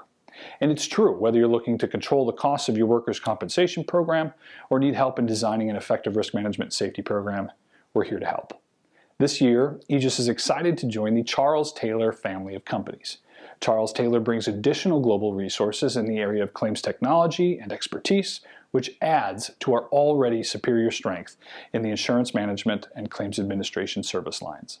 At Aegis, we believe superior claims administration begins with highly experienced claims adjusters. Our staff of claims experts average over 20 years of experience. Working as an extension of our clients' offices, we partner to improve claims outcomes through this expertise and couple it with innovative technology and data analytics.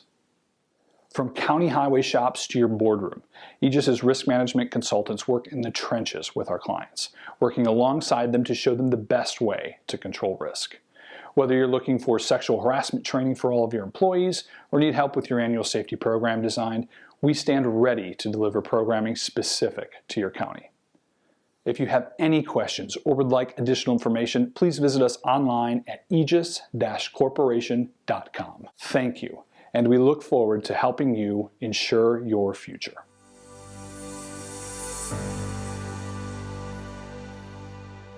Well, hello, everyone. My name is Joe Stoltz. I am the Director of Leadership Programs at George Washington's Mount Vernon, where I am technically, as you are watching, well, I'll probably be here too, technically while you're watching it, but I am definitely here right now. I am where I am. And we wish that we were able to welcome you all here in person, but one of the sort of exciting side benefits of this whole strange COVID world we live in is that we actually do have the opportunity more than we traditionally had to sort of expand our programming and be able to engage with a widening amount of people. And so you're obviously watching this recorded right now, but I look forward to meeting you all virtually here shortly.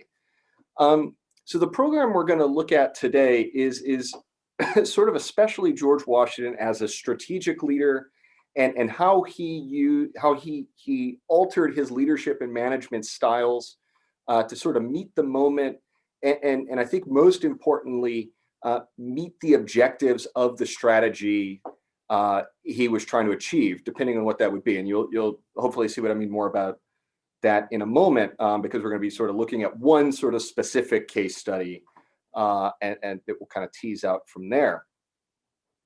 But I think, there's a lot of things I think to be learned from George Washington. And I'm not just saying that because he sort of pays my bills here at George Washington's Mount Vernon. But I think Washington is an important leader in the sense of someone that was able to adapt to differing circumstances, someone that was able to find unconventional ways in some cases to achieve success.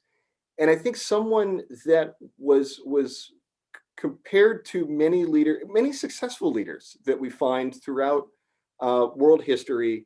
I think Washington's, and for me, a short list of people that was really able to identify large-scale strategic goals and tailor his operations and tactics to meet those ends. And with me just using the terms strategy, operation, and tactics, for some of you that might have cued you in that I might have some sort of military background. I never served myself, but prior to coming to Mount Vernon, I was a professor of military history at the United States Military Academy at West Point. And Washington was always an interesting general officer to talk to our cadets about, because cadets, bless their heart, are young, and young people can sometimes be kind of dumb in the best sort of ways. And it kind of makes sense when you think about it, right? So if I am a professor of military history and I'm talking to cadets that joined the United States Army because they want to go do the cool tactical stuff, right? That's what a lot of the commercials that the Pentagon uses to attract new recruits, right? It focuses on the cool tactical things, jumping out of airplanes, kicking in doors, making stuff blow up, frankly. And that's the stuff that we train second lieutenants to go be proficient at being leaders of, because that's the function they're going to have. We're not going to let 21, 22-year-old second lieutenants be in charge of armies and conducting strategic level operations. But one of the things that the cadets were sometimes, they know why, or they think they know why you're going to be talking about George Washington to them. And yes, I was talking about George Washington before Mount Vernon paid me to. But they're sometimes confused why you're talking about George Washington, because, well, as cadet would correctly bring up, Washington was not often a winning battlefield general. If Washington was a college football coach, he would have gone like 3-9, right? If you're just sort of scoring on battlefield victories on the field of play, Washington probably 3-9. And I'm sure not all of you may have gone to the University of Wisconsin, but I think we're all aware of what would happen to the head coach at Wisconsin-Madison if that coach consistently went 3-9, right? We wouldn't necessarily consider that person a winning coach. Well, it technically wouldn't be a winning coach, but war and political aims, of course, aren't sports. We sometimes use sports metaphors for war or for politics. But they're not the same thing. And so one of the examples I would bring up to cadets, and one that still works quite well for me here in Northern Virginia, just outside of Washington, D.C., is to compare George Washington to another prominent Virginia-born general, and that's Robert E. Lee, someone who did win a lot of battles, was a proficient tactical leader, but oftentimes struggled on a strategic level and did not win the war he was fighting, thankfully. Whereas George Washington won his war, thankfully. And we'll sort of get into not only why that was, which I could sort of in short say, because Washington wasn't trying to win battles, right? Because winning day-to-day tactical victories is not necessarily the best way to achieve strategic ends. And as I would point out to my cadets that were about to be platoon leaders deploying to places like Iraq and Afghanistan, frankly, depending on how you win the tactical engagement, it might actually go against your larger strategic goals, or what should be your larger strategic goals, or what that second lieutenant should understand to be the strategic goals of the Army and government that he or she is working for. And that's where defining your strategic goals are important, because if you don't do that as a leader, you can't be surprised when your subordinates' activities maybe aren't helping achieve the strategic ends. Because if you, the leader, haven't actually decided sort of what the strategic goals are you have in mind, you can't be surprised when that message isn't filtering down and your subordinates aren't successful at getting some wins. So what am I talking about with all this? Well, basically, with our programming, what we use Washington as a way to sort of understand the idea that to get success, you need good strategy, you need good leadership, and you need good management. And all of those things should constantly being directed back to I would argue, especially to that first part, the strategy, right? So if this was, this is where it's going to get a little weird because I'm a 3 times humanities major. So me trying to make a math analogy is going to get a little risky. So bear with me. But right, if we're looking at this sort of faux algebraic equation I have here on this slide, that within this order of operations, if you will, the strategy part comes first for a reason. And so what I would like to do over the course of this next 45 minutes or so is one, look at sort of one macro scale example to sort of tease all of this out, and one that I think most of you are going to be readily familiar with-ish, right? We all know that the United States successfully achieved its independence from Great Britain in a conflict that occurred from 1775 to 1783. So using the American Revolution as an example of this, and George Washington's time as Commander-in-Chief as an example of this, is helpful because I don't have to get too history professor on you to be able to tell some of the backstory. And I think that will help us get to some of the larger strategy, leadership and management points that are relevant to us today as leaders and managers and strategic thinkers within our organizations. So I mentioned from sort of the earlier on that if you don't have what we would call in our programs here at Mount Vernon a strategic vision, if you don't have a clearly articulated strategic vision, an outcome in mind, it is not surprising then that your organization can kind of flail and is sort of letting tactics drive strategy, right? Because all these different activities you're undergoing are not actually pursuing any sort of coherent strategic outcome. You're just sort of responding to the situation as things sort of come at you. So the example of that I give is the American Revolution, which we are all aware of.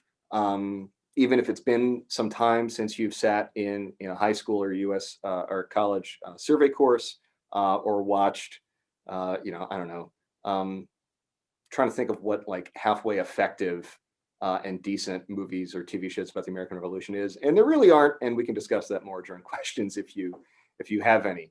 But basically, right, this is one of those moments where it's helpful, as much as the American Revolution might be something that we are all aware of occurred and sort of know the basic histories of, there are certain aspects of it that I think as a learning tool are more effective than others to sort of remember. And it's ones that unfortunately in sort of the K through 12 and higher ed spaces, I think sometimes we're not the best at articulating.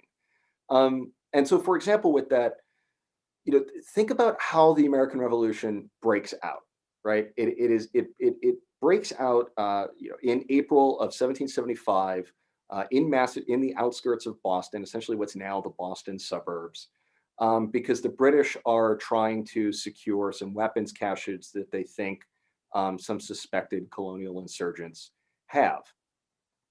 No one's goal at that point, right? Whether it's the American insurgents or the British Army, no one's goal at that point is to create the conflict that will come to be known as the American Revolutionary War. No one on either side is looking to kick off the conflict right then and there, right? The British are launching an operation to try and avoid anything occurring, and the Americans are not fighting that day because they think that day gives them a particular advantage, right? And think about just what we tend to truncate the timeline of all of the events that sort of occur in what we call the American Revolution, right? That really go from like 1763, some folks would argue all the way into 1800 or shortly after, but definitely into, even if you just want to bring it into the Constitution. I mean, that's 1787, the Constitutional Convention is occurring, and the political situation in the North American colonies is deteriorating as early as 1763. In 1775, no one is looking to start a conflict right then, right? This is an argument that has started out over taxes, That tax argument has, for the course of almost a decade, morphed into, for some folks, not all, but for some folks, a larger sort of a question of political rights, or sort of a constitutional question, if you will, which of course the British Constitution is a mess because it's not written down. And so you think we have debates over what the interpretation of the Constitution is, at least we have a document we can be fighting about. For the Brits, it's much more of a mess now, and especially back in the 18th century. Right, so no one in that conflict, that in those military engagements that is going to occur around Boston, it's not actually clear what either side is sort of looking for right then and there. And so it's really not surprising if we sort of, right, very few people, very few Americans at this point are uttering the words independence. It is not going to be until the summer of the next year, right, until July of 1776, to exactly be the resolution for independence and a declaration, and they're going to be able to get the votes shortly before that. I mean, basically, this insurgency is kicking off, and for a full year, there's really sort of no clear strategic direction of what it is Congress representing the American insurrectionists wants.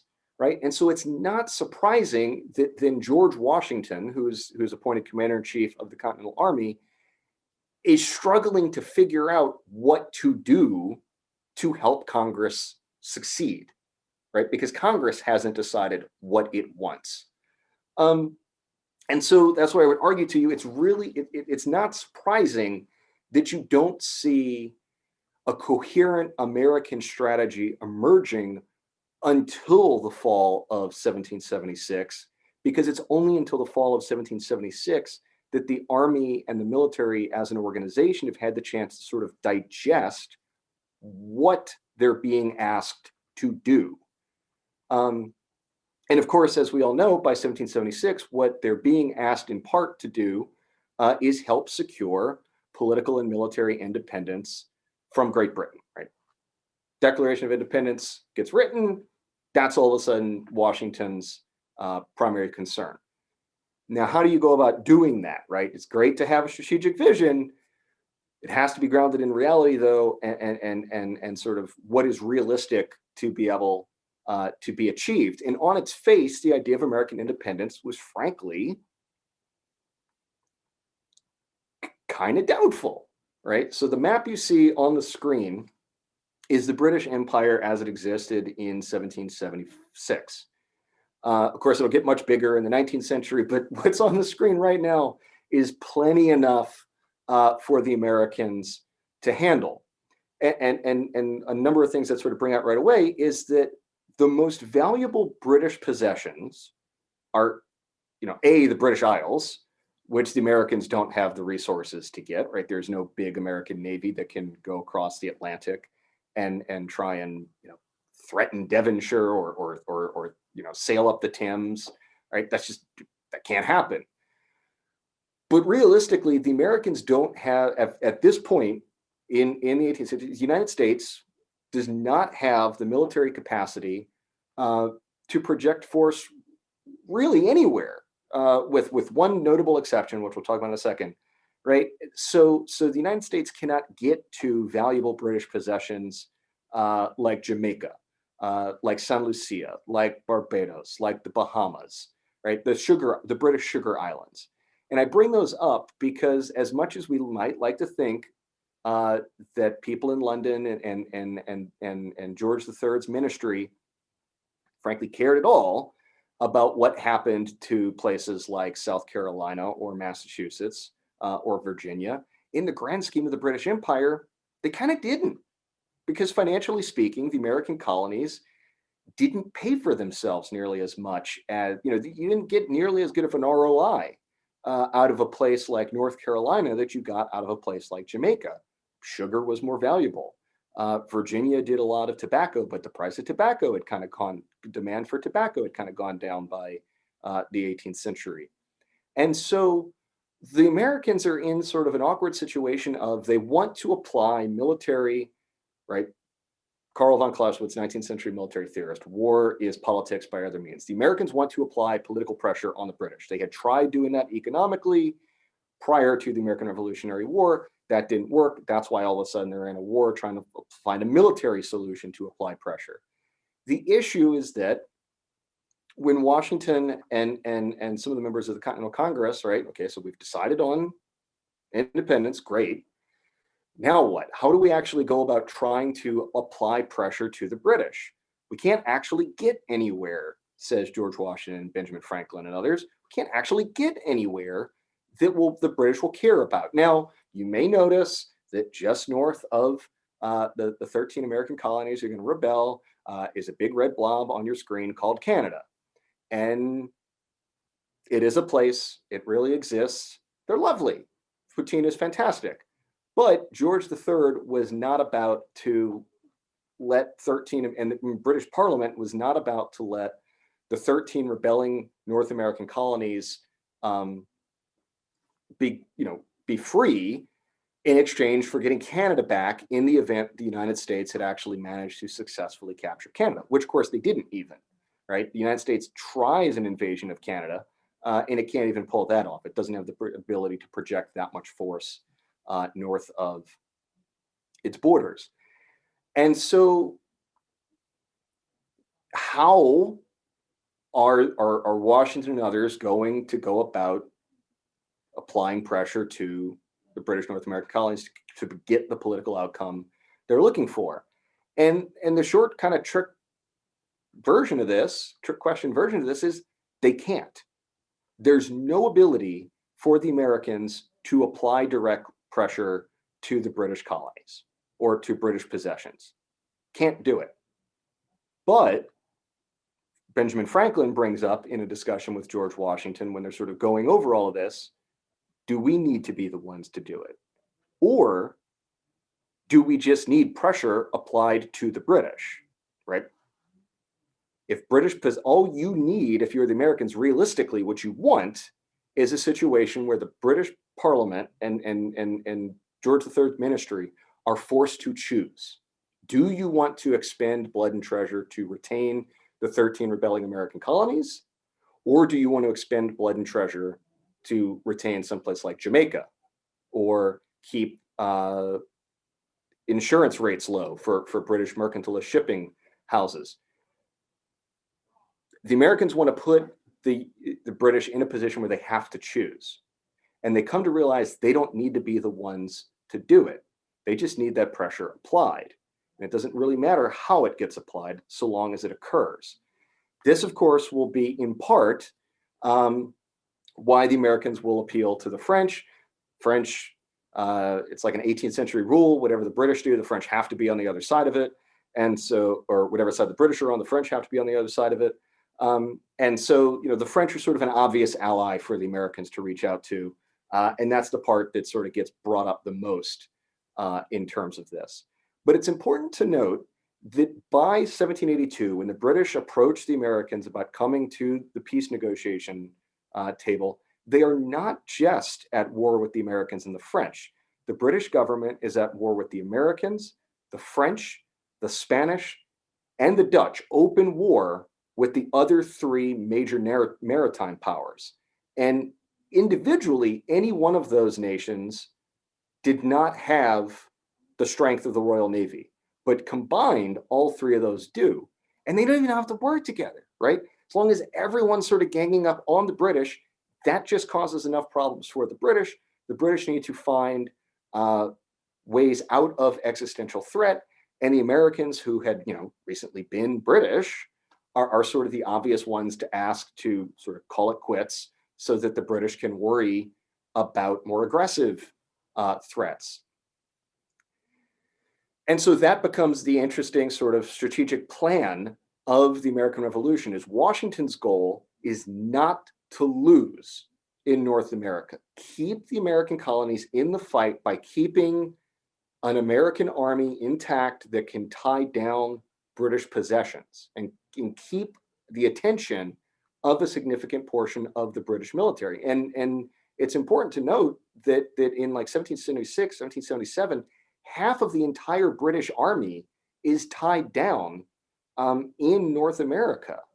And about the other of the half that's left that's not in North America, half of that, right, 25% of the British Army is tied down in Ireland and tied down in places like Gibraltar at the mouth of the Mediterranean.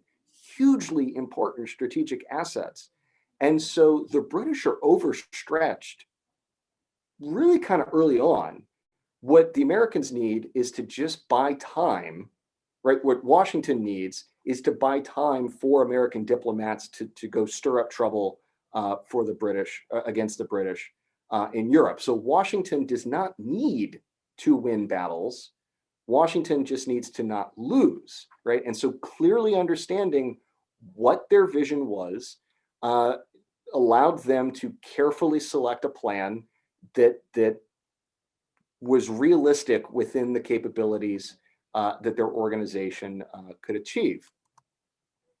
Now, the thing is, though, right, Washington's army was not just being asked by Congress to achieve military independence. It was to provide the time and space to set up some form of democratic republic. We can have all sorts of discussions, and we might, during the question and answer portion, about sort of how democratic that republic might be. It's certainly not going to achieve 21st century expectations for democracy, but it would still, by just the very fact that it would not have an inherited aristocracy and nobility, that it would not have a monarchy, it was going to be more democratic than much of what had preceded it in about almost 2,000 years or 1,700 years of world history. And so the interesting thing is that in addition to that sort of military aspect of what the Continental Army is being asked to do, there's a whole civil military relationship aspect to what they're being asked to do. And you might be familiar with the image on the screen. This is the part where normally I'd ask if anyone knows what it is, but I'm going to sit here a while if I wait for that. And so I'll give you the answer in case you don't know. It is Washington resigning his commission. This was a painting commissioned by Congress in the 1820s. It hangs in the rotunda of the Capitol. Honestly, if you've seen the news the past few months, you might have seen it in the background of some stuff going on. But what's interesting is that this is one of 4 paintings that Congress commissions in the 1840s to be in the rotunda, right? The temple of American democracy. And Congress commissions these paintings that depict 4 moments that Congress in 1820s thought were sort of seminal moments in the creation of the American Republic. And they choose the moment that Washington gives up his commission, not the moment, interestingly, that this successful general receives his commission, but the moment he hands it back to Congress, right? And Congress in the 1820s and many a revolutionary leader since then in both positive and negative aspects. I can explain more about that during question part if anybody has it. This was abnormal. This had not been done often in world history. These folks are all recently British. About 100 years before the American Revolution breaks out, had been one of the English Civil Wars. This is the one where Charles I loses his head. England is declared a republic, thanks in part to the actions of the parliamentary army led by Oliver Cromwell, who will get, dissatisfied with Parliament's ability to make decisions, will oust Parliament and declare himself protector of England, which is, hey, if you've got to be sort of an autocratic dictator type, like protector of whatever is kind of a cool name, but let's not go there. Right, and this is also occurring in the 18th century, a time when a lot of folks were really up on their classics. And so when you sort of read the documents of the time period that Washington is living through, find lots of classical allusions. So these folks were well aware of their Julius Caesars and their Catos and their Brutus's, I guess it would be Brutus side, but you know what I mean. Right, and so they're well aware of what had happened to the Roman Senate with a victorious general exercising a bit too enthusiastic of political power, trying to speak in the name of the people. And so Washington consciously, wants to break with this and do it in a big public way. There was nothing required. The army is basically disbanded, like the wartime army is basically disbanded at this point, or is disbanded at this point. This all occurs, the painting is depicting something that occurred in December of 1783. Washington could have just mailed the commission, right? And the commission, he's not actually, you're not much of a general if you don't have an army, right? The army's gone. He could have just mailed this piece of paper back to Congress, but he didn't. In Washington, your fun fact for the day is Washington loved the theater. Thomas Jefferson loved reading him some novels. George Washington was a theater guy. Knew how to play a part. I mean, that was, some folks don't like it when I describe Washington as a politician, but he was a great politician, especially when it required him in sort of a performative role. And I don't mean that in sort of a negative or crass way. He understood how political theater could be important and useful and powerful. And so Washington shows up to an assembly of Congress, publicly support, right? This is the big victorious general. It's put in sort of modern political terms. This is the guy with the highest favorability ratings in the country and is going to publicly subordinate himself in uniform to the civilian legislature. And that just took all of the wind out of the sails of anyone that was, sort of hoping for maybe some sort of American version of a monarchy, even if it would be, sort of a Poland-esque elected monarchy. Just took that right off the table. And of course, at this point, Washington does not know that the US Constitution is going to be a thing. He doesn't know he's going to be the first president of the United States. He thinks he's done.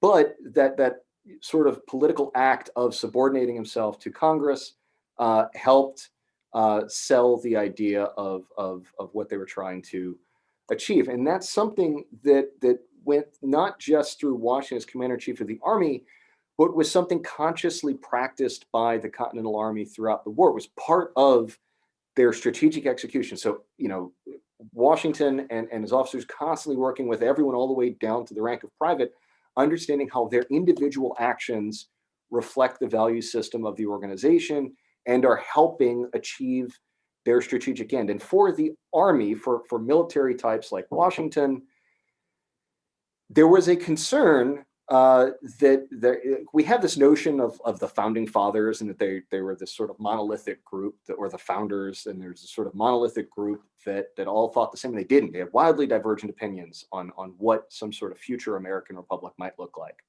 And a guy like Thomas Jefferson was not a fan of the idea of retaining an army, and with sort of the idea of Oliver Cromwell and Julius Caesar in mind of why that might be a bad thing. Why should the people pay for this organization to exist at any given moment, had the capability to wipe out the government and rule by the people?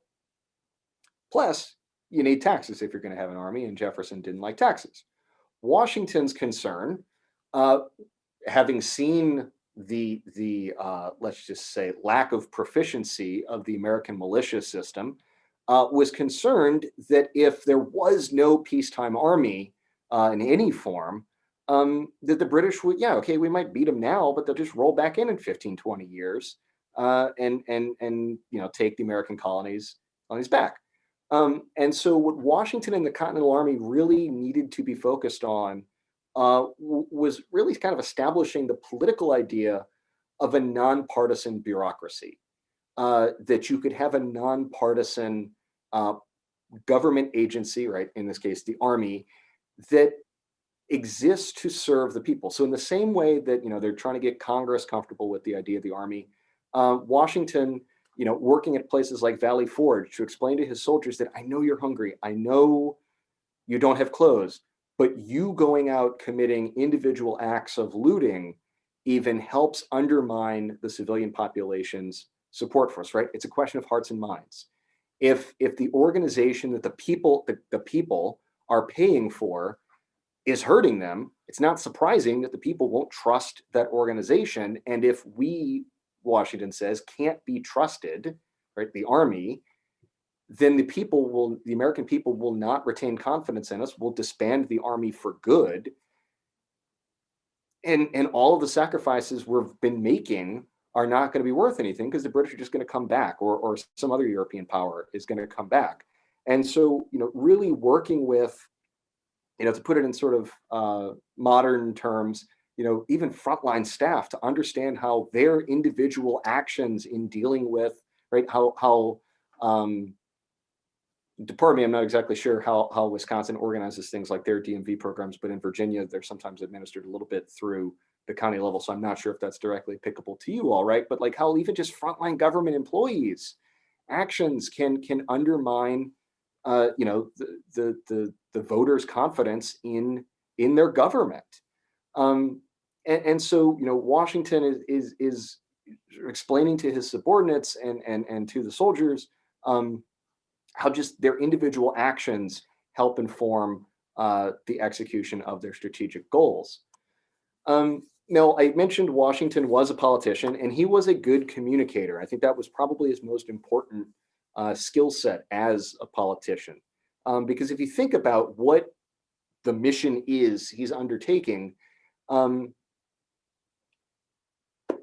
going to sacrifice a lot, and it's going to take a good bit of time.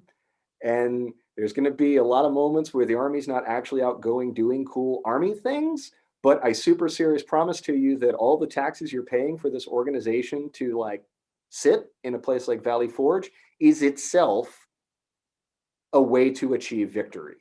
And so Washington sort of built into his strategic plan and into his communications to governors, state legislators, his communication to individual American citizens, the idea of patience, and that patience was a strategic asset that they needed to take part in. And we will have some time for more on that if anybody has any questions.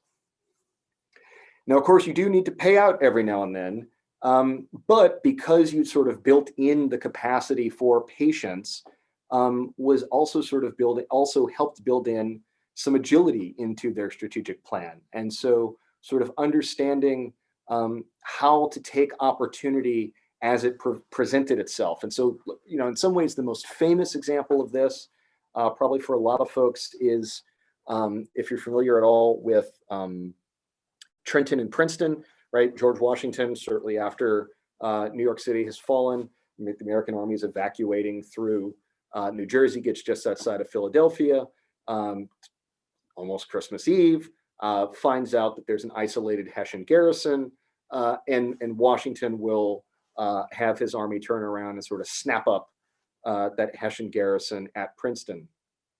And that's kind of the most famous example of agility, but I want to dig into one other one, because it's my personal favorite and it's my video and I can.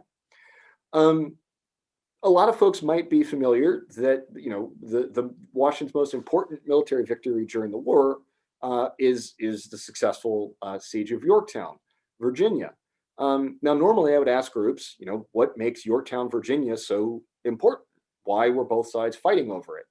And normally they stare at me like I'm an idiot, because they realize that's the first, like, one, why is this guy asking me some damn fool question? And two, no one ever actually told me why Yorktown was important, other than there was a battle there. What were they fighting over? In part, nothing, frankly. Yorktown, Virginia wasn't important to either side. Which is why it was bad that the British had left an isolated force there. Yorktown, Virginia was not why the French and American troops besieged Yorktown. Neither side cared about Yorktown. What the American and French troops want to do is capture those 8,000 British troops, because they're in a place that was unimportant to the British. And they wanted to capture those British troops before the British commanders could bring those 8,000 British troops to some place that was important to the British. British had screwed up. What they should have been doing was protecting a place like New York City, which was at that point the primary British base, and was the original plan for 1781. But as Washington and his French allies sort of look at the defenses of New York. They come to realize it'd be a really risky proposition to attack New York directly. And why do that when there's 8,000 British troops just hanging out in Southern Virginia, not far from the beach, where you could just kind of snap them up. Right?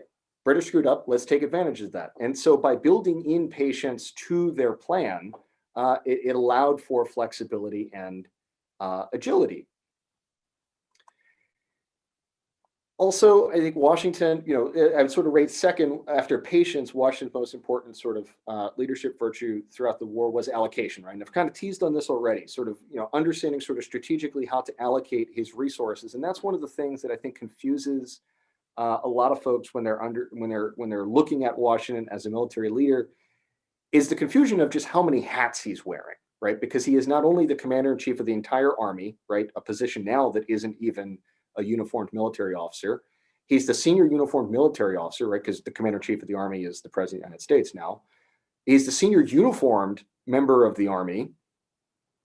And he's the major combatant force commander. So he's actually wearing like 3 different hats at the same time. And what that meant was he had a lot of resource issues to tackle at any given moment.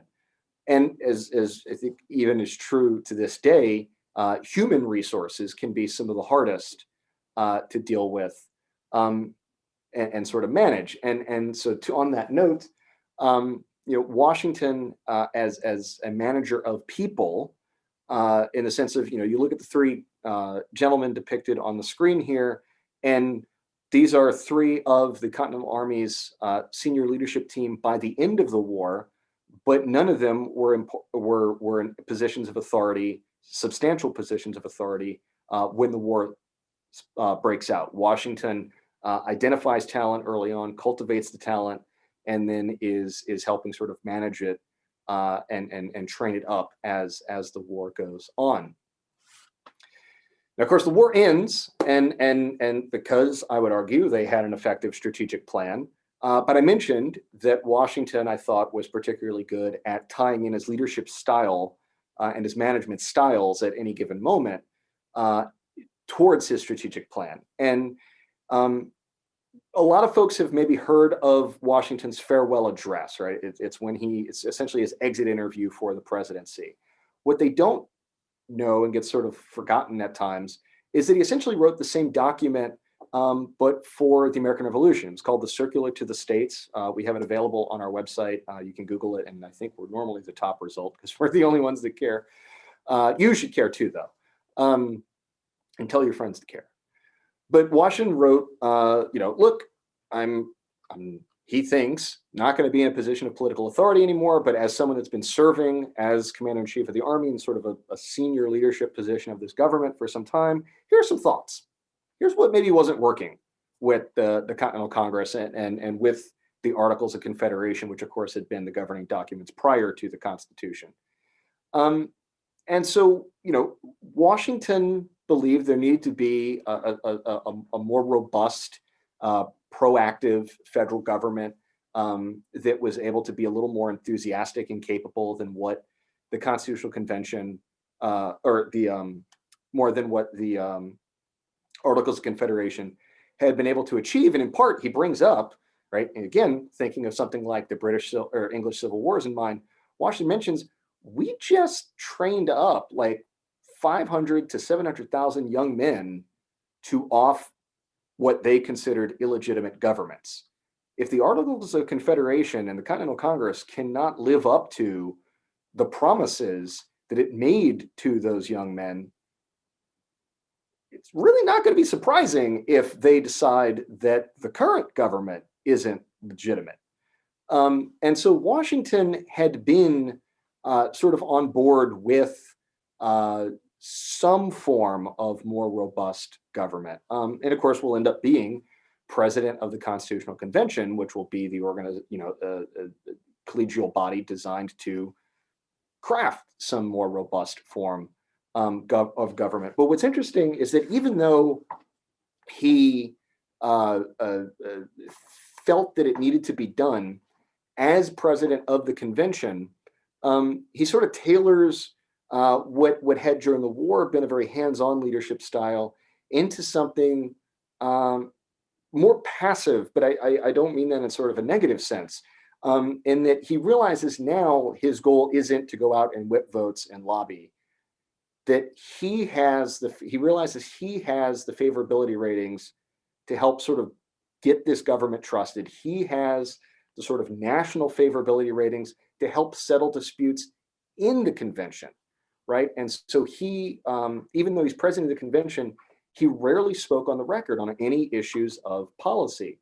What he would do was facilitate the discussions about policy. And so, like, if there'd been a particularly cantankerous day on the convention floor, Washington would invite sort of representative people from either side of the issue over for dinner that night, for what they thought was just going to be dinner with, me, cantankerous person on X side of an issue in Washington. And then I show up and I find out that, Y cantankerous person on the other side of the issue from me is also there at dinner. And Washington would sort of sit us both down and sort of say, okay, now you're not grandstanding in front of your friends anymore. Let's work out a deal, right? What are ways that we can sort of find some sort of compromise or way forward on this? And so Washington sort of understood the power that his favorability ratings, if you will, gave him as sort of a neutral arbiter. And so he intentionally didn't speak up much so that when he did speak, it mattered that much more, if you will. And one of the sort of the most famous examples of sort of public speech, if you will, there's a lot of things Washington's the first president to do, but one of the things he did not have to be the first president to do, and was actually quite logistically challenging, was visit every state in the union. Right? I mean, this is the era of horse-drawn wagons, and you do long-distance communication by passing notes on horseback. So logistically, it's kind of hard and frankly risky for the president to be traipsing around the country in a wagon away from the Capitol for months on end. But Washington goes on these two presidential tours in part to help sell the idea of the Constitution, right? Understanding that his main source of political power came from being seen as a trusted, neutral figure. And so using that to take the case for the new government and take the case for the new Constitution directly to the American people. I get it. We had this, we fought a whole war to not have a king. And now we've got this thing called the presidency. And Article 2 of the Constitution is a little squiffy on exactly how much power that president has. But don't worry, I'm not a king. It's just me, George. You trusted me for 8 years during the war. Trust me for a few more. Remember how much fun we had during the war? We laughed, we shot British people. It's going to be like that. Less shooting of British people. Hopefully as much laughter. And so Washington sort of, understood how to sort of tailor that political message.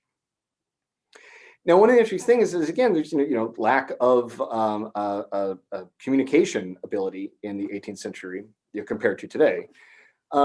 He did not leave the vice president in charge because in Washington's administration and deep cut sort of original version of the Constitution, vice president doesn't have any governing role.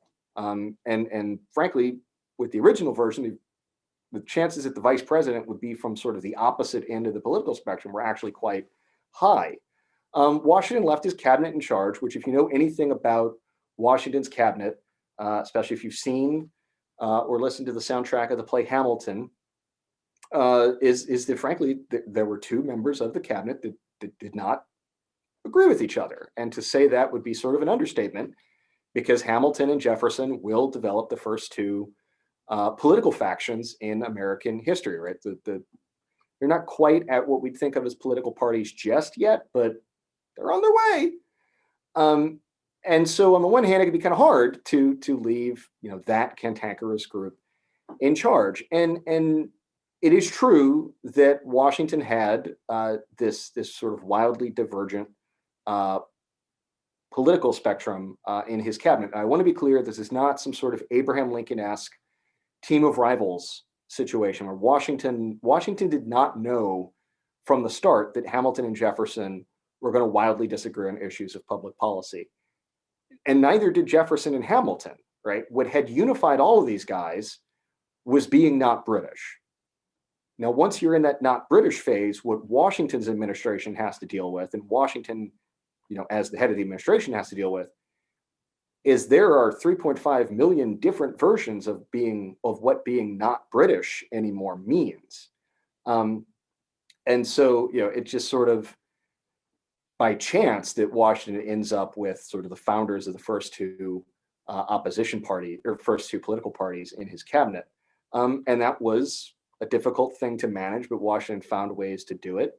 And hopefully we'll get a chance to talk about that some during questions as well. I think he had some interesting sort of tactics that even are applicable today if you sort of update it, right? We can get to how that might be, but some ways to sort of diffuse conflict and help people sort of remind people who it is they're working for. And by that, I mean, in your case, the people that vote for you.